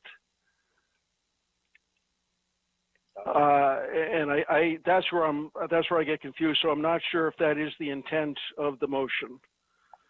Mr. Bean, how you doing? Good evening. So as the normal practice, Finance Committee sitting as a whole makes recommendations and cuts, and the mayor, subsequent to that, puts forward a revised appropriation, and number 45 is the revised appropriation. That appropriation takes into account what has been acted on by the Finance Committee sitting as a whole. It incorporates the cuts of $406,768, corrections and adjustments that were made and totaling $143,059, and reinvestment of some of those departmental cuts totaling $355,511. So the revised appropriation of $270,179,919 ends up to be $91,802 higher than the original proposed budget submitted on June 3rd. What is in the revised appropriation is the mayor considered all of the actions taken, and the revised budget transfers $250,000 from those cuts made to the Racial and Social Justice Stabilization Fund, $250,000 to the Racial and Social Justice Stabilization Fund under transfer to special revenue. During the debate, $60,000 was stricken from the police department budget for the police staffing study.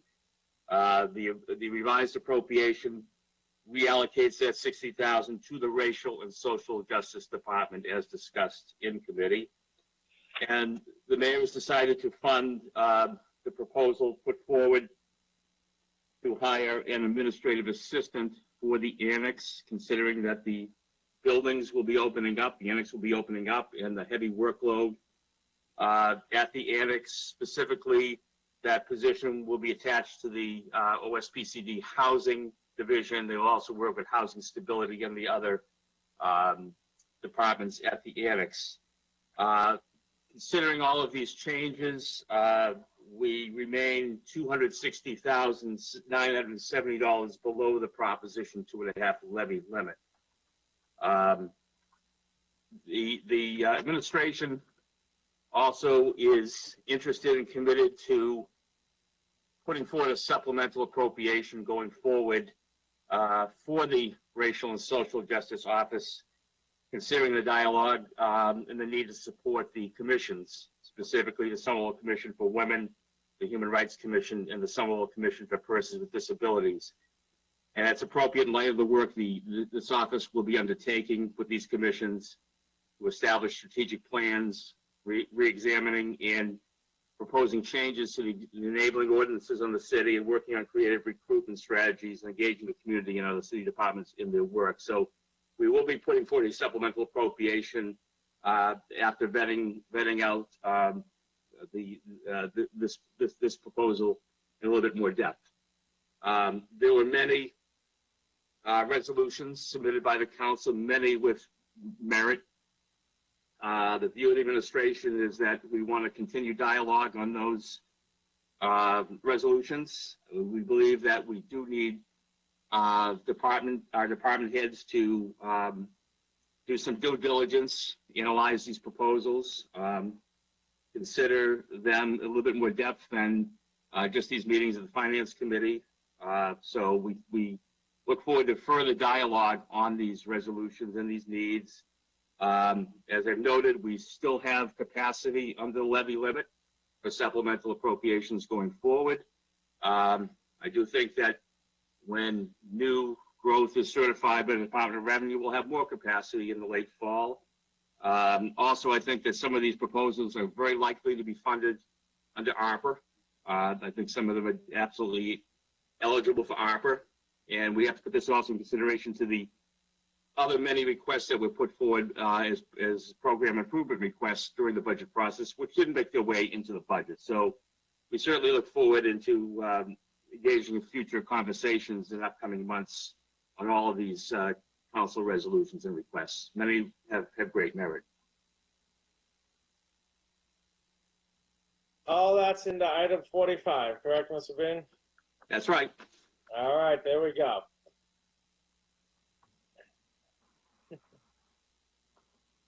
Okay.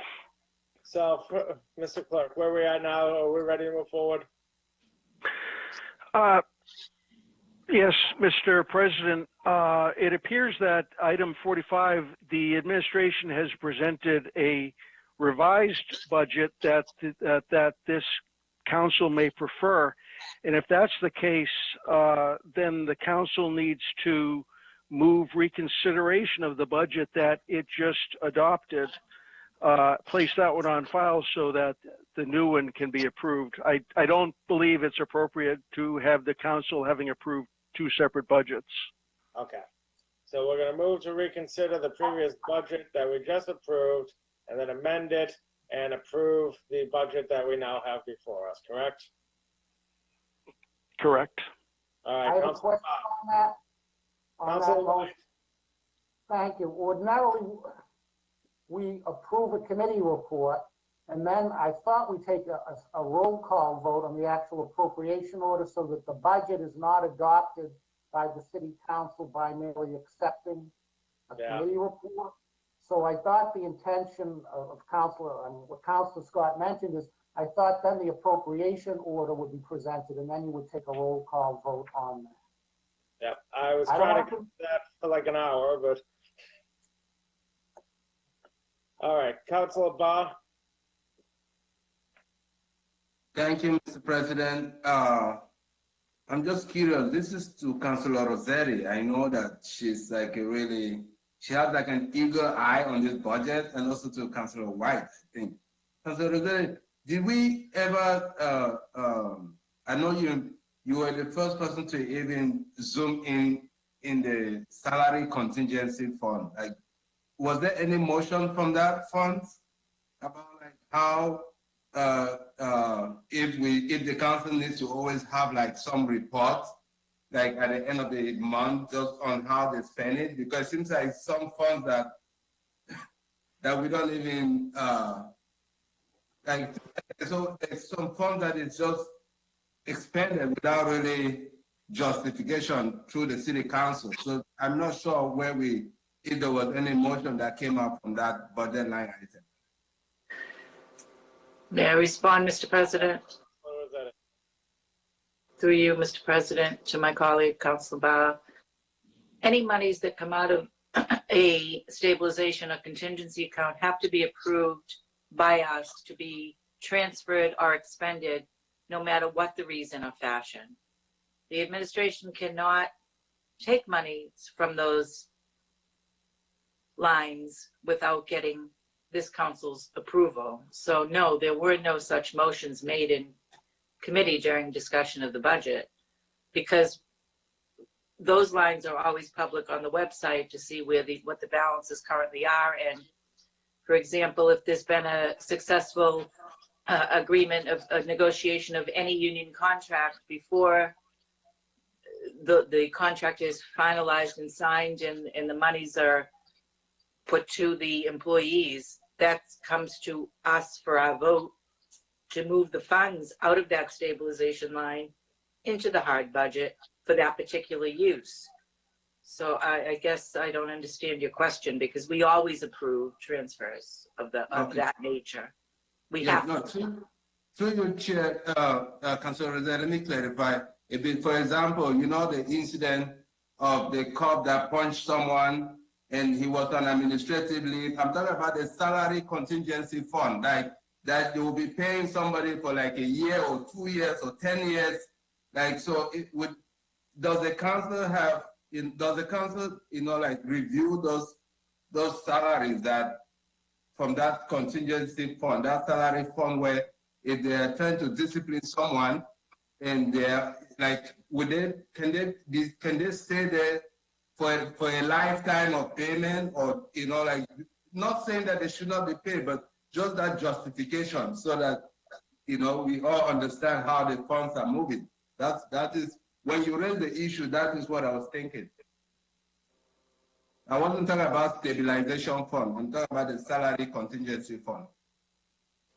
Mr. President, I think I'd be more comfortable having the solicitor or Mr. Bean respond to this, because there are some instances where we are informed as a city council of many legal cases, and we receive a communication from the solicitor, as our ordinance state they must, over, I think it's $5,000. So we are often receiving communications through the solicitor's office, which encourages us to contact them should we have any further question. Mr. President, someone else can correct me from the staff on this, but that's I think I'm answering our colleague. This has nothing to do with what we're talking about right now. And I would like to get back to actually approving this budget and getting past all of this. Councilor Scott, you have a motion. Yes, Mr. President, as Councilor White had indicated, I believe it is appropriate since it was recommended, we accepted the recommendation from the committee report, but we did not vote to approve the actual appropriation item. It's appropriate at this time to move to place item 212004 on file. Yes, I agree. However, the city clerk believes also that we have to reconsider 212004 before we move forward on that. Am I correct, Mr. Clerk? Yes, Mr. President, that's my opinion. I just state opinions, and then I record what the council does. So both things are true. Do we have a motion for reconsideration? Certainly. I'll move to reconsider in the hopes that reconsideration succeeds so that we can then vote to reject item 212004 in order to place it on file, Mr. President. Thank you very much. Thank you. On the motion. So just to clarify, yes to reconsider, no to not reconsideration. Consider. Please call the roll. On reconsideration of the budget presented at item number 212004, Councilor Niedergang. Yes. Councilor White. The clerk is always right, yes. I agree. Councilor Ballantyne. Yes. Councilor Ewan Campen. Yes. Councilor Davis. Yes. Councilor Strezzo. Yes. Councilor Klingon. Yes. Councilor Mba. Yes. Councilor Scott. Yes. Councilor Rossetti. Yes. Councilor McLaughlin. Yes. Mr. President, all 11 councilors have voted in favor of reconsideration. That item number 212004 is now before us. All right, item 212004 before us. Councilor Scott. I've moved to place item 212004 on file. All right, motion to place on file. Any discussion? This item is laid on the table and placed on file. Mr. President, I move to take up item number 45. And I have one question of the director as we take that item up.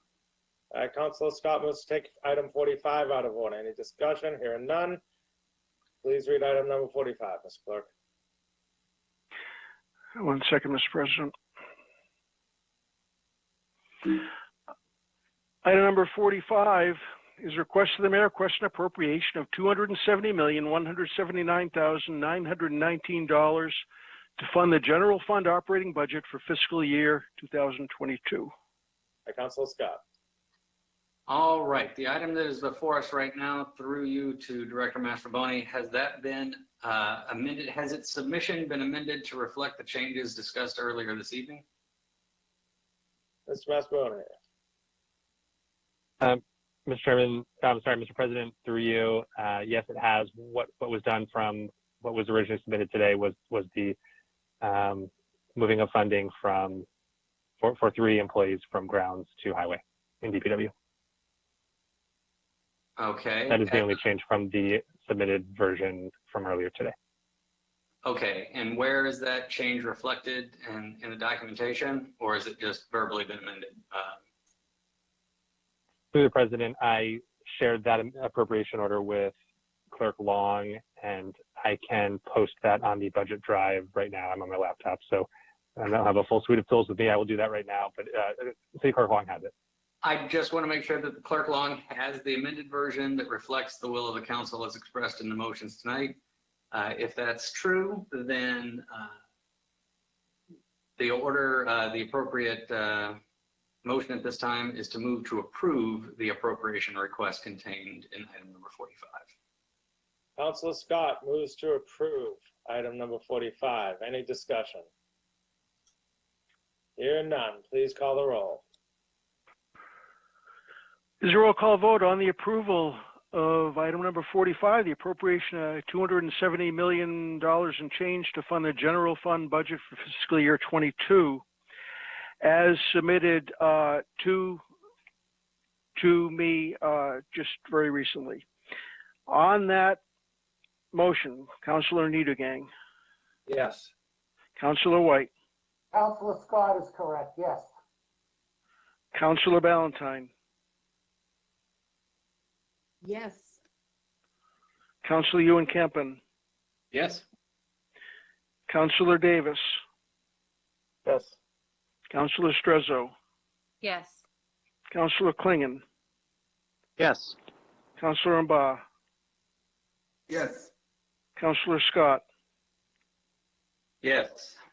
Councilor Rossetti. Yes. And Councilor McLaughlin. Yes. Mr. President, all 11 councilors have voted in favor. The budget presented at agenda item number 45 has been approved. Any motions for reconsideration before we move forward? Councilor Scott. Mr. President, there were a number of items that were discharged with approval recommended from the committee, some of which may require roll call votes. Those are the appropriations from free cash to various funds. I will rely upon the city clerk to advise us as to which of those require roll call votes. Yep, we got a lot. We ready to do that, Mr. Clerk? I'm ready, Mr. President. All right, let's start with our first roll call vote. There are, Mr. President, by way of explanation, there are a number of items that were discharged by the Finance Committee with no recommendation. The first of these, and the first in the list of items we'll take up, is item number 205501, which was discharged. All these items first are the ones discharged, are acted on by the Finance Committee at its meeting on June 22. So this item that we will do first is agenda item 23B. And this is the approval of an administrative order providing for the appointment of school physicians and nurses by the school committee. So on that motion, this requires a roll call vote. On that motion, Councilor Niedergang? Yes. Councilor White, Yes. Councilor Ballantyne, Yes. Councilor Ewan Campen, Yes. Councilor Davis, Yes. Councilor Strezzo, Yes. Councilor Klingon, Yes. Councilor Mba, Yes. Councilor Scott, Yes. Councilor Rossetti, Yes. and Councilor McLaughlin. Yes. Mr. President, all 11 councilors have voted in favor of that item. That administrative order has been approved. All right, next item. Next is a roll call vote on item 23E. If you bear with me, I'm going to try and pull this up on the screen so folks can see. Hopefully, I'll keep up with what we're actually voting on. 23E is a request of the mayor requesting authorization to borrow $11 million in change in a bond for the Spring Hill Sewer Separation Project. On that bond, Councilor Niedergang, Yes. Councilor White, Yes. Councilor Ballantyne, Yes. Councilor Ewan Campen, Yes. Councilor Davis, Yes. Councilor Strezzo, Yes. Councilor Klingon, Yes. Councilor Mba, Yes. Councilor Scott, Yes. Councilor Rossetti, Yes. and Councilor McLaughlin. Yes. Mr. President, with all 11 councilors in favor, that bond has been approved. Next comes 23F, which is request of the mayor requesting authorization to borrow $9 million in change in a bond for the Spring Hill Sewer Separation Project water improvements. On that bond, Councilor Niedergang, Yes. Councilor White, Yes. Councilor Ballantyne, Yes. Councilor Ewan Campen, Yes. Councilor Davis, Yes. Councilor Strezzo, Yes. Councilor Klingon, Yes. Councilor Mba, Yes. Councilor Scott, Yes. Councilor Rossetti, Yes. and Councilor McLaughlin. Yes. Mr. President, with all 11 councilors voting in favor, that bond has been approved. Next is item 23G, which is a request of the mayor to bond $8 million in change in the bond for the Spring Hill Sewer Separation Project streetscape improvements. On the bond, Councilor Niedergang, Yes. Councilor White, Yes. Councilor Ballantyne, Yes. Councilor Ewan Campen, Yes. Councilor Davis, Yes. Councilor Strezzo, Yes. Councilor Klingon, Yes. Councilor Mba, Yes. Councilor Scott, Yes. Councilor Rossetti, Yes. and Councilor McLaughlin. Yes. Mr. President, all 11 councilors have voted in favor. That bond has been approved. That brings us up to item number 24E, which is a request to the mayor requesting a transfer of $1,714. Oh, this does not require, well, this was an item that was discharged by the Finance Committee without a recommendation. It's a transfer of $1,714 from salary contingencies to the workers' comp personal services account. So what we'll do here is, unless there's a motion, unless someone disagrees, we'll have a motion to approve and lay this on the table for approval and then take all these items up and do a roll call vote. That sound good, Mr. Clerk? That sounds excellent, Mr. President. Okay. Along those lines, I'm sorry, go ahead. Nope, you go ahead. Along those lines, the next item is in the same boat. It is 24G, which came out of the Finance Committee without a recommendation, and that's requesting adoption of Mass General Law, Chapter 40, Section 13C. Yep, I think we got a few. So on the item, any discussion? Hearing none, this item is laid on the table for approval. On 24G, any discussion? Hearing none, this item is laid on the table for approval. we go all the way up to item number 24O on the agenda, which is a request of the mayor requesting approval of an amendment to ordinances 2-322 and 2-323 to update categories and associated salaries for non-union positions. Okay, on the item, this is actually an ordinance change, so we need to approve, enroll, and ordain. And I do believe, Ms. Raccanella, was there a change to this, or is this item as you proposed?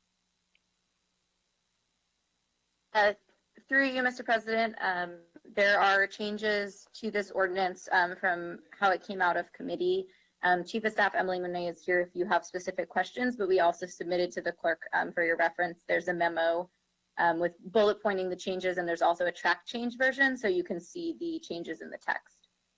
Okay, very good. On the item, does anyone have any questions for Ms. Monet? Do I hear a motion to approve? Motion to approve. That's Councilor Niedergang moves to approve. Any discussion? Hearing none. Please call the roll. This is a motion to approve the amendments to item number 212053, which have been submitted as a late item by the mayor's office. The amendments being those that are on screen, with a total of 4 changes to the previously proposed ordinance 2-322 and 323. So on this late item, making the amendment, Councilor Niedergang. Yes. Councilor White. Yes. Councilor Ballantyne. Yes. Councilor Ewan Campen. Yes. Councilor Davis. Yes. Councilor Strezzo. Yes. Councilor Klingon. Yes. Councilor Mba. Yes. Councilor Scott. Yes. Councilor Rossetti. Yes. And Councilor McLaughlin. Yes. Mr. President, all 11 councilors have voted in favor of that amendment. So item number 24O is now before this council as amended. Okay, it's now before us as amended. So now we're going to move to enrollment and ordainment. On enrollment. Actually, we have to vote on approval as amended. We amended it. Now we've got to approve it as it's been amended. Amended, approved, ordained, enrolled. Enrolled, ordained. On approval. On approval of the ordinance as amended, Councilor Niedergang. Yes. Councilor White. Yes. Councilor Ballantyne. Yes. Councilor Ewan Campen. Yes. Councilor Davis. Yes. Councilor Strezzo. Yes. Councilor Klingon. Yes. Councilor Mba. Yes. Councilor Scott.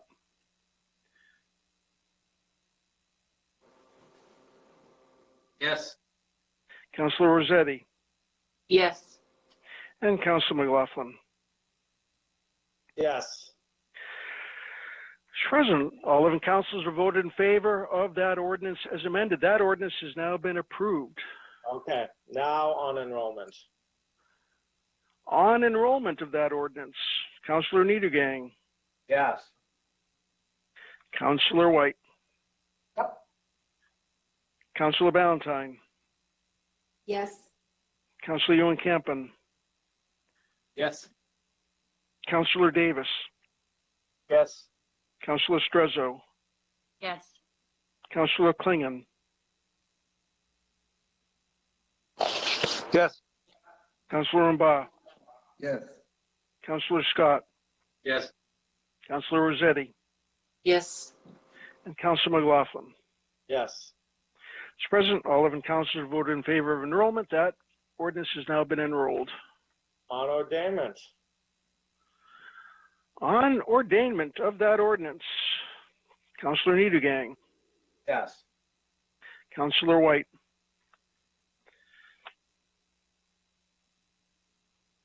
Counselor White, Yes.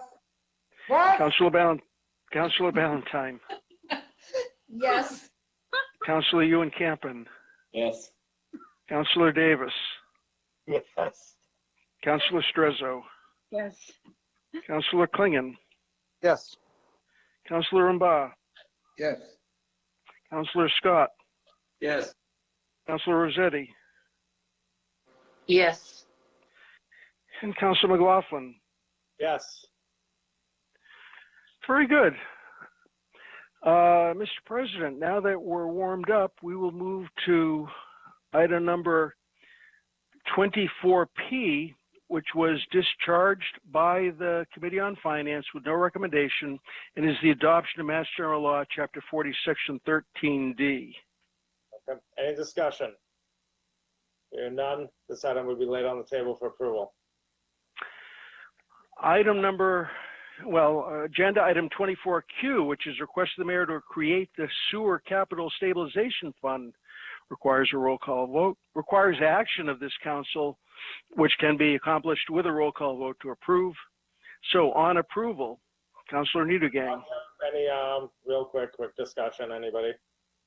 Hearing none, please call the roll. Very good, thank you. On approval, Councilor Niedergang, Yes.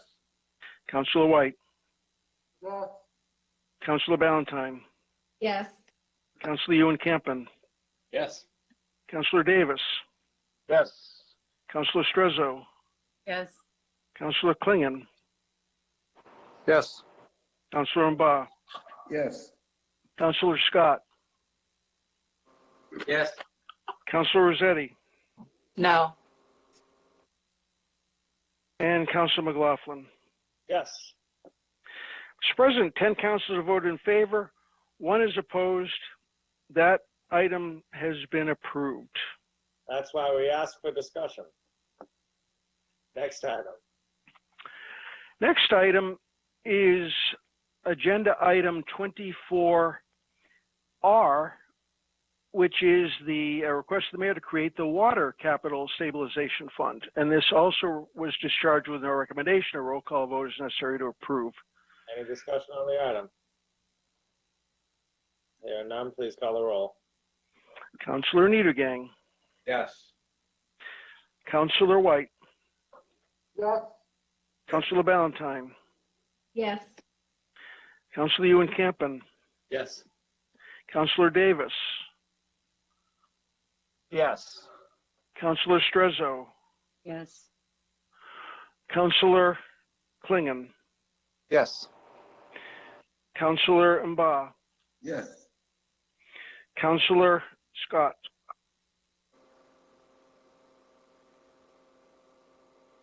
Yes. Councilor Rossetti, No. and Councilor McLaughlin. Yes. Mr. President, 10 councilors have voted in favor of that item. 1 is opposed. That item has been approved. All right, next item. Next, we move all the way up to item number 24U on the agenda, which is a request to the mayor requesting the appropriation of $2 million from the unreserved fund balance to the salary and wage stabilization fund. All right, on the item. Hearing none. On approval, yeah, I'm sorry. No, go ahead. Well, I was going to say on approval of that item. Yep, please call the roll on approval. On the item, Councilor Niedergang, Yes. Councilor White, Yes. Councilor Ballantyne, Yes. Councilor Ewan Campen, Yes. Councilor Davis, Yes. Councilor Strezzo, Yes. Councilor Klingon, Yes. Councilor Mba, Yes. Councilor Scott, Yes. Councilor Rossetti, Yes. and Councilor McLaughlin. Yes. Mr. President, all 11 councilors have voted in favor of that item. That appropriation has been approved. All right, next item. That is item 24V, which was discharged without a recommendation, requires approval, or requires a roll call vote to approve.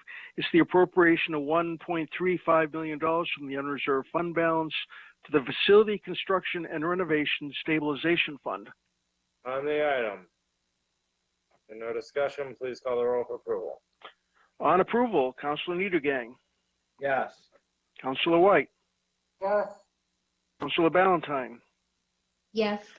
Counselor Ewan Campen, Yes. Counselor Davis, Yes. Counselor Strezzo, Yes. Counselor Klingon, Yes. Counselor Mba, Yes. Counselor Scott, Yes. Counselor Rossetti, Yes. and Counselor McLaughlin. Yes. Mr. President, with all 11 councilors in favor, that item has been approved. Next item.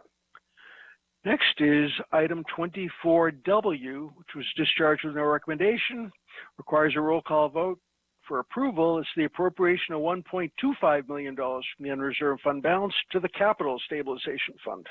And any discussion? Hearing none, please call the roll. On approval, Councilor Niedergang, Yes. Councilor White, yes, Councilor Ballantyne, Yes. Councilor Ewan Campen, Yes. Councilor Davis, Yes. Councilor Strezzo, Yes. Councilor Klingon, Yes. Councilor Mba, Yes. Councilor Scott, Yes. and Councilor Rossetti, Yes. and Councilor McLaughlin. Yes. Mr. President, with all 11 councilors voting in favor, that appropriation has been approved. And next item. That is agenda item 24X, which appropriates $500,000 from the unreserved fund balance to the compensated absence liability fund. This simply requires action. It was discharged without a recommendation. Yep. Any discussion? Hearing none, this item is laid on the table for approval. We go to item number 24Y. Well, because this is an appropriation of the mayor requesting appropriation of $500,000 from the unreserved fund balance to the street reconstruction and resurfacing stabilization fund. This was discharged with a recommendation, does require a roll call vote for approval. All right. Any discussion? Councilor Davis moves to approve. Hearing no discussion, please call the motion. Call the roll. On the motion, Councilor Niedergang, Yes. Councilor White, yes, Councilor Ballantyne, Yes. Councilor Ewan Campen, Yes. Councilor Davis, Yes. Councilor Strezzo, Yes. Councilor Klingon, Yes. Councilor Mba, Yes. Councilor Scott, Yes. Councilor Rossetti, Yes. and Councilor McLaughlin. Yes. On that item, Mr. President, with 11 councilors in favor, that item has been approved. Next item. Next is item number 24AA, which was discharged by the Finance Committee with no recommendation and simply requires approval of this council. Okay. Any discussion? Hearing none, this item is laid on the table for approval. Item 24AB is request of the mayor requesting a transfer of $407,200 from the salary contingency account to the salary and wage stabilization fund. Any discussion? Hearing none, please call the roll. On approval, Councilor Niedergang, Yes. Councilor White, yes, Councilor Ballantyne, Yes. Councilor Ewan Campen, Yes. Councilor Davis, Yes. Councilor Strezzo, Yes. Councilor Klingon, Yes. Councilor Mba, Yes. Councilor Scott, Yes. Councilor Rossetti, Yes. and Councilor McLaughlin. Yes. Mr. President, with all 11 councilors in favor, that item has been approved. Next item. We go to item number 24AC, which is a request of the mayor requesting approval of a $323,737.91 transfer from the capital projects outlay account to the facility construction renovation stabilization fund. This requires a roll call.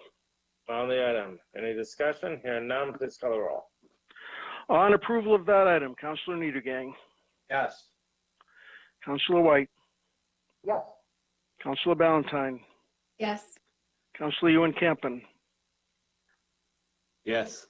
Councilor Davis, Yes. Councilor Strezzo, Yes. Councilor Klingon, Yes. Councilor Mba, Yes. Councilor Scott, Yes. Councilor Rossetti, Yes. and Councilor McLaughlin. Yes. Mr. President, all 11 councilors voted in favor. That item has been approved. Next item. Item AD is a request of the mayor requesting transfer of $291,572.39 from the engineering capital outlay engineering and architectural services account and the repair and maintenance highways account, both to the street reconstruction and resurfacing stabilization fund. This requires approval for, requires a roll call vote for approval. All right, any discussion? Hearing none, please call the roll for approval. On approval, Councilor Niedergang, Yes. Councilor White, Yes. Councilor Ballantyne, Yes. Councilor Ewan Campen, Yes. Councilor Davis, Yes. Councilor Strezzo, Yes. Councilor Klingon, Yes. Councilor Mba, Yes. Councilor Scott, Yes. Councilor Rossetti, Yes. and Councilor McLaughlin. Yes. Again, Mr. President, with all 11 councilors voting in favor, that item has been approved. Next item. The next and last item of the Finance Committee items is item number 24AE, which was discharged from the Finance Committee without recommendation, but simply requires approval from this council. All right, any discussion? Hearing none, the item's laid on the table for approval. And now I guess we'll take all items. Mr. Councilor Rossetti. President, I would like a roll call on that because I want to be consistent with my no vote on this project because there's no parking. So I will be voting no, and I don't want to lump it with the others. Thank you very much. Councilor Rossetti requests a roll call vote. Please call the roll. Roll call vote on the approval of this $34,000 transfer from engineering to the Central Campus Plan account. Councilor Niedergang, Yes.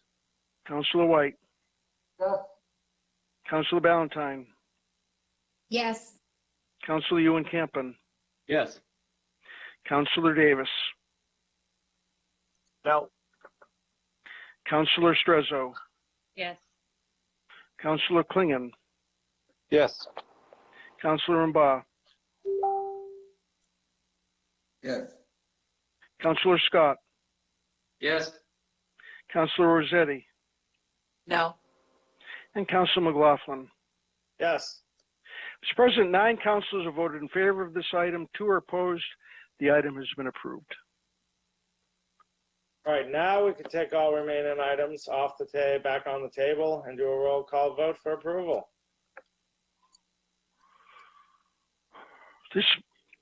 If we take all those items, Mr. President, this will be a roll call vote on the approval of items 3, 4, 5, 6, 7, 8, 23E, 23G, 24P, 24X, 24AA, and that's it. On the approval of those items, Councilor Niedergang, Yes. Councilor White, Yes. Councilor Ballantyne, Yes. Councilor Ewan Campen, Yes. Councilor Davis, Yes. Councilor Strezzo, Yes. Councilor Klingon, Yes. Councilor Mba, Yes. Councilor Scott, Yes. Councilor Rossetti, Yes. and Councilor McLaughlin.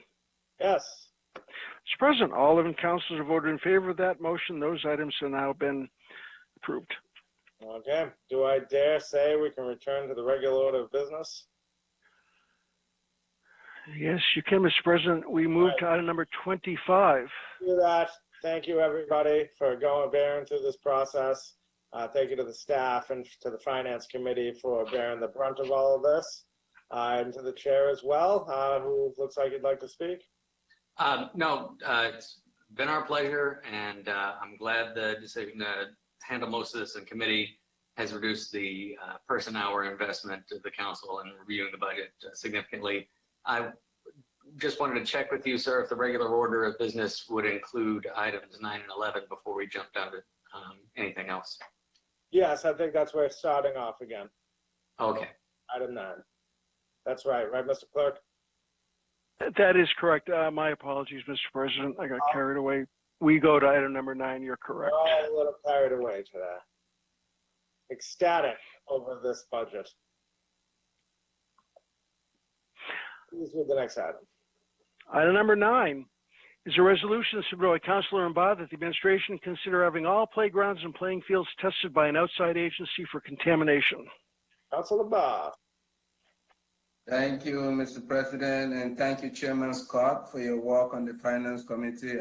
I think you did a class act job. So as far as this order is concerned, Mr. President, I just want to, amend it to also add Green Islands. So that's about it. And I move for approval. Okay, so on the amendment first, he would also like to add Green Islands. Any discussion? Hearing none, let's do a roll call vote on the amendment. Mr. President, could you restate the amendment, please?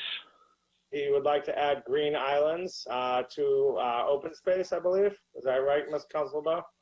Yes, that the administration consider having all playgrounds, playing fields and Green Islands tested by an outside agency for contamination. All right, you got that, Mr. Clerk? I do, Mr. President. Thank you. All right, any discussion? Hearing none, please call the roll on the amendment. This is on the amendment of item 9 by adding the phrase Green Islands to the order. On the amendment, Councilor Nedogang. Yes. Councilor White. Yes. Councilor Ballantyne. Yes. Councilor Ewan Campen. Yes. Councilor Davis. Yes. Councilor Strezzo. Yes. Councilor Klingon. Yes. Councilor Mba. Yes. Councilor Scott. Yes. Councilor Rossetti. Yes. And Councilor McLaughlin. Yes. Mr. President, all 11 councilors have voted in favor of that amendment. That item, the item has been amended and is now before this body. All right, any further discussion? The only thing I'd add is I took a walk down the bike trail earlier today and remembered how much of that land was contaminated to the train tracks. I don't think people are that aware of our industrial past and how much land in the city is contaminated. I thought of that when the Conway Park discussion was being had. So this item is laid on the table for approval. Thank you, President.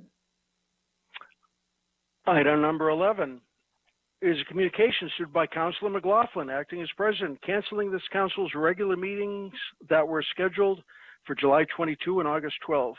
I'd like to make an amendment and have that date moved up to today. No discussion. This item would be laid on the table placed on file. Very good. Item number 12 is an item of unfinished business. It's the approval of amendments to the zoning ordinance body art services, use standards, and table of permitted uses. That is awaiting recommendation from the planning board. We are still awaiting that. This item will be laid on the table. Item 13 is grant a location that was placed, that was laid on the table last meeting. Is an application for grant location submitted by Verizon to install 30 feet of conduit in Pearl Street from a manhole to an existing handhole near the intersection of Pearl and Pinckney Streets. Oh, Verizon, how could we have forgotten about you? Okay, so to remind people, so these items were laid on the table because Verizon representatives were not present. I do believe that they are present today. And I see Mr. James Watt raising his hand. I assume you're here for this. Mr. Watt, you have the floor. Good evening. Yes. This is James Watt with Pike Telecom representing Verizon.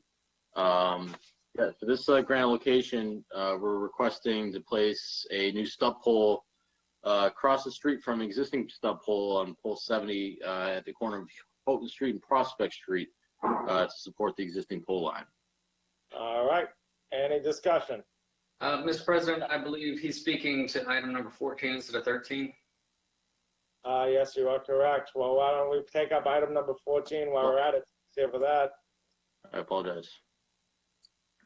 Item 14 is a application for grant location submitted by Verizon to install a utility pole near the intersection of Houghton and Prospect Streets. Okay, we have both items before us. Councilor Scott, I believe this is your ward. Item number 14 is, sir, I can't for the life of me imagine why we're placing another pole directly across the street from this pole. Why is this being placed there to serve? What service is this improving? What purpose is this serving? They're telling me that they need to have the pole to support the existing pole line that runs from Houghton Street down to Prospect Street. I'm not sure if they're adding any existing lines, if they're adding any cable, but they're requesting to place a pole to support what's existing right now. That's the famous double pole. Yeah, so this would be a double pole functionally across the street from it with a guy line? The stub pole to support the existing line. There won't be any cabling on it. It's just given the placement and the sidewalk access down there, I cannot possibly support that. I'd be more than happy to meet with any Verizon representatives, have a conversation about this and how we can implement something better, but I can't support this location, Mr. President. Would you like this to be referred to license and permits, or would you like to reject the proposal? I tell you what, why don't we refer this to, why don't we refer this to license and permits? And I will implore the Verizon representatives to get in touch with me. I am easy to find, sir. All right. So item number 14 will be referred to license and permits. And item number 13 is my ward, and I have no objections to this. So seeing no discussion, this item will be laid on the table for approval. Thank you. Very Mr. good. All right. Let's keep rolling.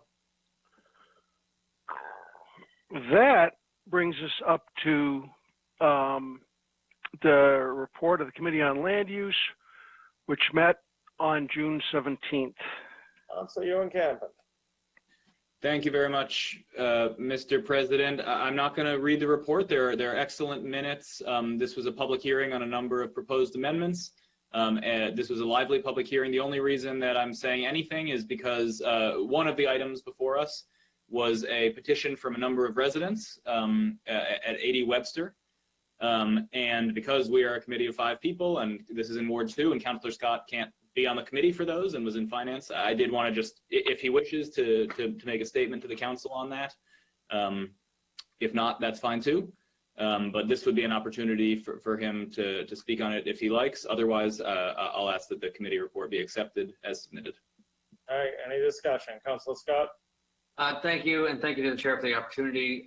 This has been a process wherein a group of neighborhood residents have come together through, I think, a really purposeful effect of our neighborhood meeting process. And when confronted with development, have worked very diligently meeting with developers and have come up with a modification of the zoning to affect a more reasonable change that preserves density but mitigates its neighborhood impact. I know they've done extensive outreach. I've worked with them extensively in helping them to understand the legislative process to affect the changes that they seek to make. And I know they've done extensive outreach to members of the city council. I see this as an amazing example of a group of neighbors really getting engaged, really getting their hands around the material, and advocating forcefully for their own interest. And I've just been incredibly proud to support them through this process, and I'm glad they brought the petition forward. Thank you. On the item, Councilor Ballantyne. Thank you, Mr. President. I'm sorry, I missed. What happened in the committee? I mean, I don't have the committee report in front of me. So what happened in the committee? They just gave their opinions. Was there any decisions made? Through the president, thank you for the questions. There were no decisions made. This item is kept in committee and the public comment period is still open.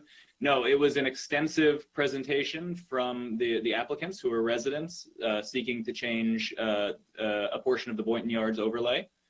There was then an extensive presentation from Director Proakis on a number of policy and legal reasons that the administration does not support the proposal currently. And has issues, and there was a small amount of discussion around that, but mostly we were there to listen. And then the development team, including their lawyer, gave a presentation as well on why they disagreed with the zoning amendment. And if anyone is interested in the tenor of that presentation, I would encourage you to watch the video. It was certainly an interesting way to treat Somerville residents. I would say that. Thank you. And that remains in committee. All right, any further discussion? Hearing none, this item is laid on the table for approval to accept the report. Item number 26 is a request of the mayor requesting, with Councilor McLaughlin, approval of an amendment to Ordinance 2-309.5, which is the Veterans Commission Ordinance, to permit Hero Square dedications for both living and deceased service members who served during wartime. All right, I want to say that this is a very positive development to me, so I just want to give credit to our Veteran Service Director, Ted Louis Jocks, who brought this up. And as you all know, we have hero dedications every year, always go to heroes who have passed away. And people thought, wouldn't it be nice if you were still alive to receive your street corner dedication? So I think this is very thoughtful and nice, and I just want to thank the city for bringing this forward. This item will refer to legislative matters. Very good. Item number 27 is a request to make a question appropriation authorization to borrow $7 million in the bond for citywide water meter replacement. Councilor Scott. Mr. President, I believe this item is not as time sensitive, but I just want to double check with Director Racanello because I was unclear on final communication on this item. If it is not time sensitive, it'd be appropriate to refer it to committee. Director Racanello. Racanello. Hello. Oh, sorry, I was having some difficulty turning my microphone on. Can you hear me through you, Mr. President? We can hear you. Okay. So this is, I believe we should have some staff here to speak on this item. Let's see. I don't know if we have Director Bean still here or any staff from Water and Sewer. Let me check on that real quick. Hold on.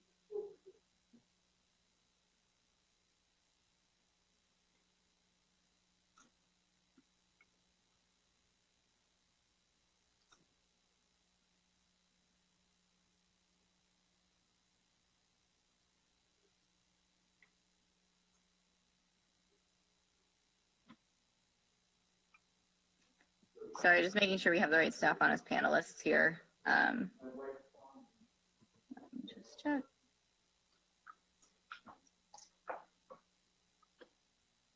Mr. Chairman, Mr. President, I think it should be referred to committee. I think $7 million bond issue is going to merit some discussion in committee.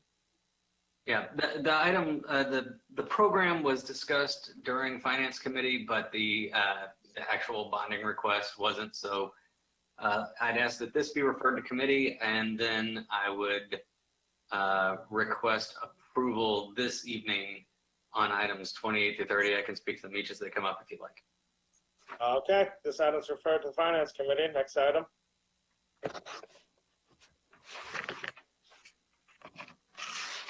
Item 28 is a request of the mayor requesting approval to transfer $8,634,038 from the Water Sewer Capital Stabilization Fund to the newly created Sewer Capital Stabilization Fund. Councilor Scott. Mr. President, this item and the subsequent one are basically splitting the amount in our current joint water sewer capitalization fund into the two funds that were created during our 20-minute roll call extravaganza earlier this evening. All right. Council Scott moves to approve. Any discussion? Here are none. Let's do another roll call extravaganza.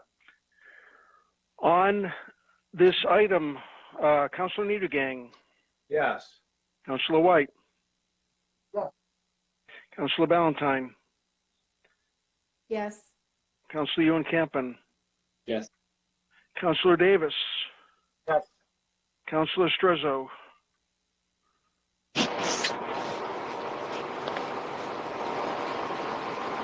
Councilor Strezzo, Not working. Yes. Councilor Klingon, Yes. Councilor Mba, Yes. Councilor Scott, Yes. Councilor Rossetti, Yes. and Councilor McLaughlin. Yes. Mr. President, all 11 councilors have voted in favor. That appropriation has been, or transfer has been approved. All right, next item. Item 29 is a request of the mayor requesting approval to transfer $5,094,382 from the Water Sewer Capitalization Fund to the newly created Water Capital Stabilization Fund. Council Scott moves to approve.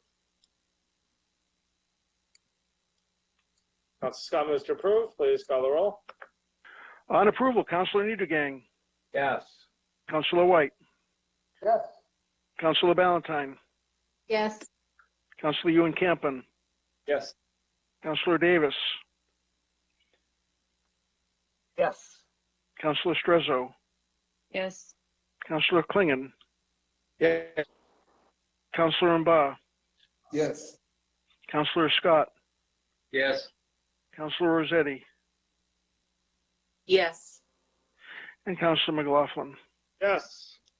Mr. President, all 11 councilors have voted in favor. That item has been approved. Next item. Item number 30. Item number 30 is a request of the mayor requesting acceptance of a $75,000 donation from Tufts University. Move to approve. Who's that? Councilor Scott moves to approve. Council Scott moves to approve. Any discussion? Here are none. Please call the roll. Roll call on this item. Yes, please. Roll call vote on the acceptance of a $75,000 donation from Tufts University. Councilor Niedergang, Yes. Councilor White, Yes. Councilor Ballantyne, Yes. Councilor Ewan Campen, Yes. Councilor Davis, Yes. Councilor Strezzo, Yes. Councilor Klingon, Yes. Councilor Mba, Yes. Councilor Scott, Yes. Councilor Rossetti, Yes. and Councilor McLaughlin. Yes. Mr. President, all 11 councilors have voted in favor. That donation has been accepted. Next item. 31 is a request of the mayor requesting confirmation of the appointment of Michael R. Peroni to the position of police lieutenant. This item referred to confirmation appointments. And 32 is a request of the mayor requesting confirmation of the appointment of Mark T. DeFava to the position of police sergeant. This item referred to confirmation appointments. Item number 34 is communication from the planning director requesting this council's endorsement of the Summer Vision 2040 plan. And I'd like to take this item up right now for a 3-hour discussion. Hearing no objections, this item will refer to the Land Use Committee. Mr. President, Councilor Strezzo. can you please refer this to Housing and Community Development?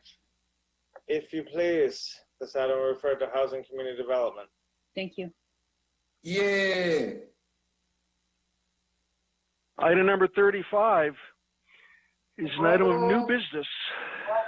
Why? President, thank you. I move to waive the readings of items 35 through 40, refer 40 to committee, and approve the remaining items.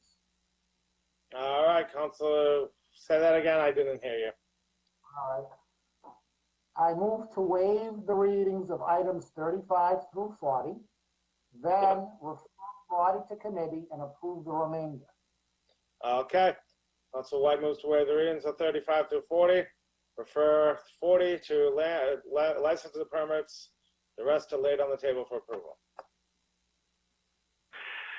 That brings us up to item 41, which is a communication. This says is mistitled. There is now a communication from 2 residents submitting comments regarding the FY22 municipal budget. Okay, these items are laid on the table, placed on file.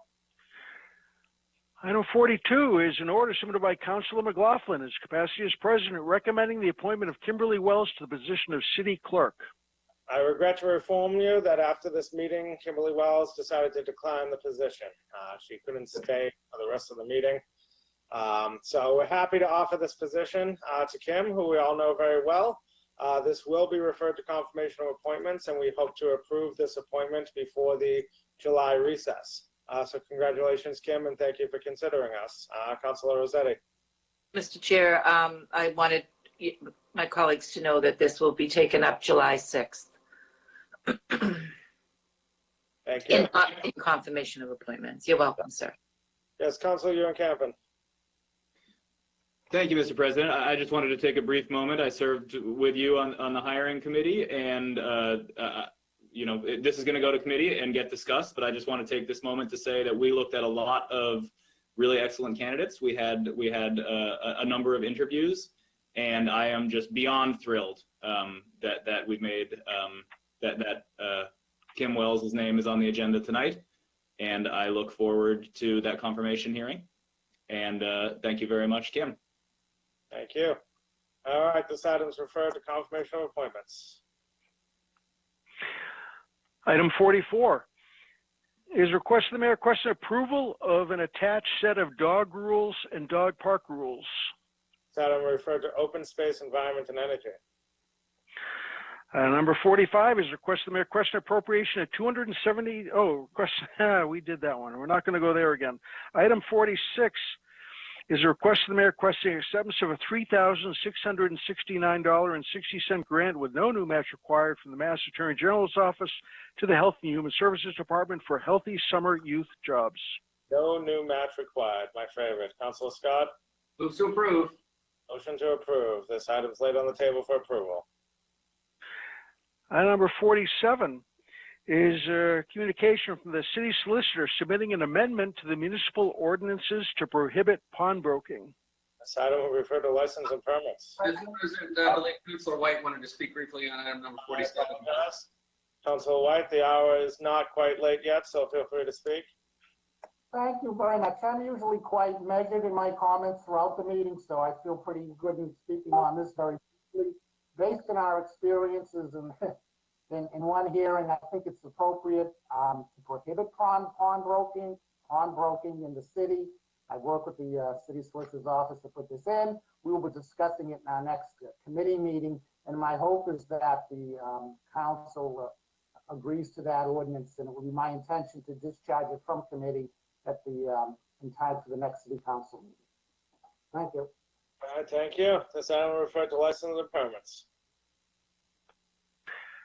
Item number 48 is a communication from the Director of Health and Human Services conveying the the supervised consumption site final report.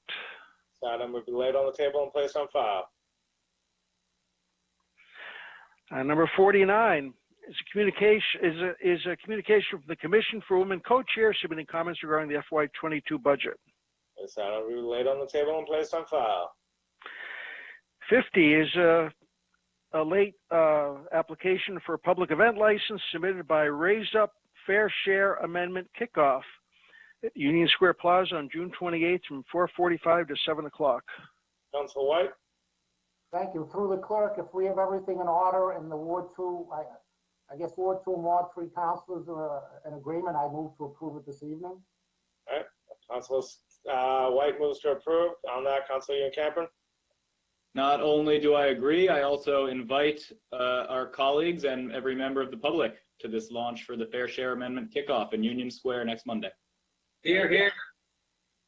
This item is laid on the table for approval. Item 51 is a communication submitted by the SMEA president submitting comments on the fiscal 22 budget and the DPW reorganization. This item's laid on the table, placed on file. Mr. President, I am not aware of any further items that have been submitted to the council for discussion this evening. No late items. All right. Mr. President, I was anticipating a late item of a park grant authorization. We received an email communication about this at 6:12 p.m. Ms. Raccanello, do you have an answer for that? Through the chair, this is Legislative Liaison Hannah Carrijo, and Director Raccanello just logged off, but I believe Louisa is here to speak to this item. Louisa Oliver, yeah. I mean, Mr. President, if the clerk did not receive the late item submission from the director, I'm not sure that we can consider it since it's not technically report. That's correct.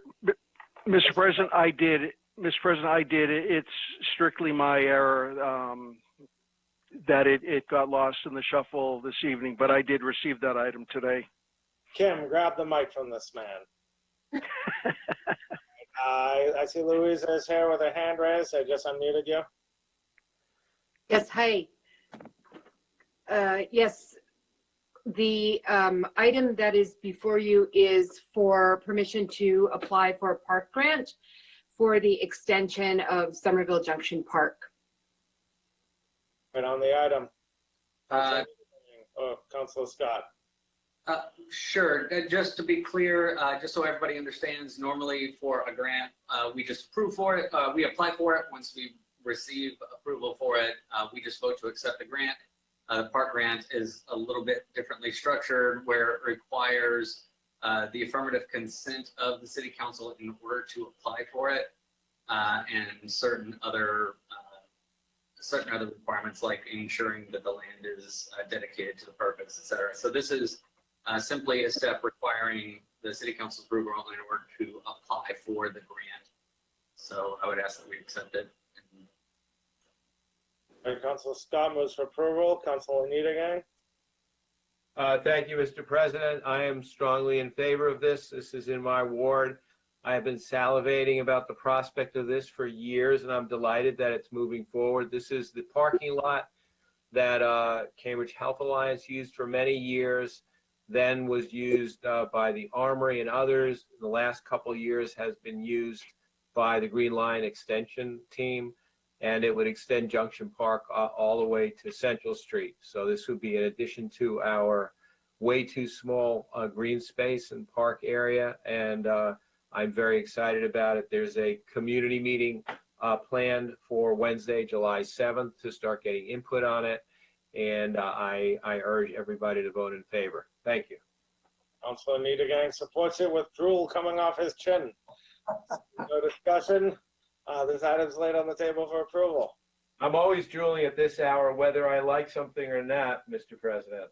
Oh, I hear you. Well, we're actually getting through pretty good timing, actually, if all things considered. Seeing no further items before us, let's take all items off the table and move for approval. Very good, Mr. President. This is going to be a roll call vote on a motion to approve item number 9 as amended, item number 13, 25, 35 through 39, 46, 50, and the late park grant that we just reviewed, as well as placing on file items 10, 11, 28, 10, 11, 41, 48, 49, and 51. All right. That's the motion. On that motion, Councilor Niedergang. Yes. Councilor White. Yes. Councilor Ballantyne. Yes. Councilor Ewan Campen. Yes.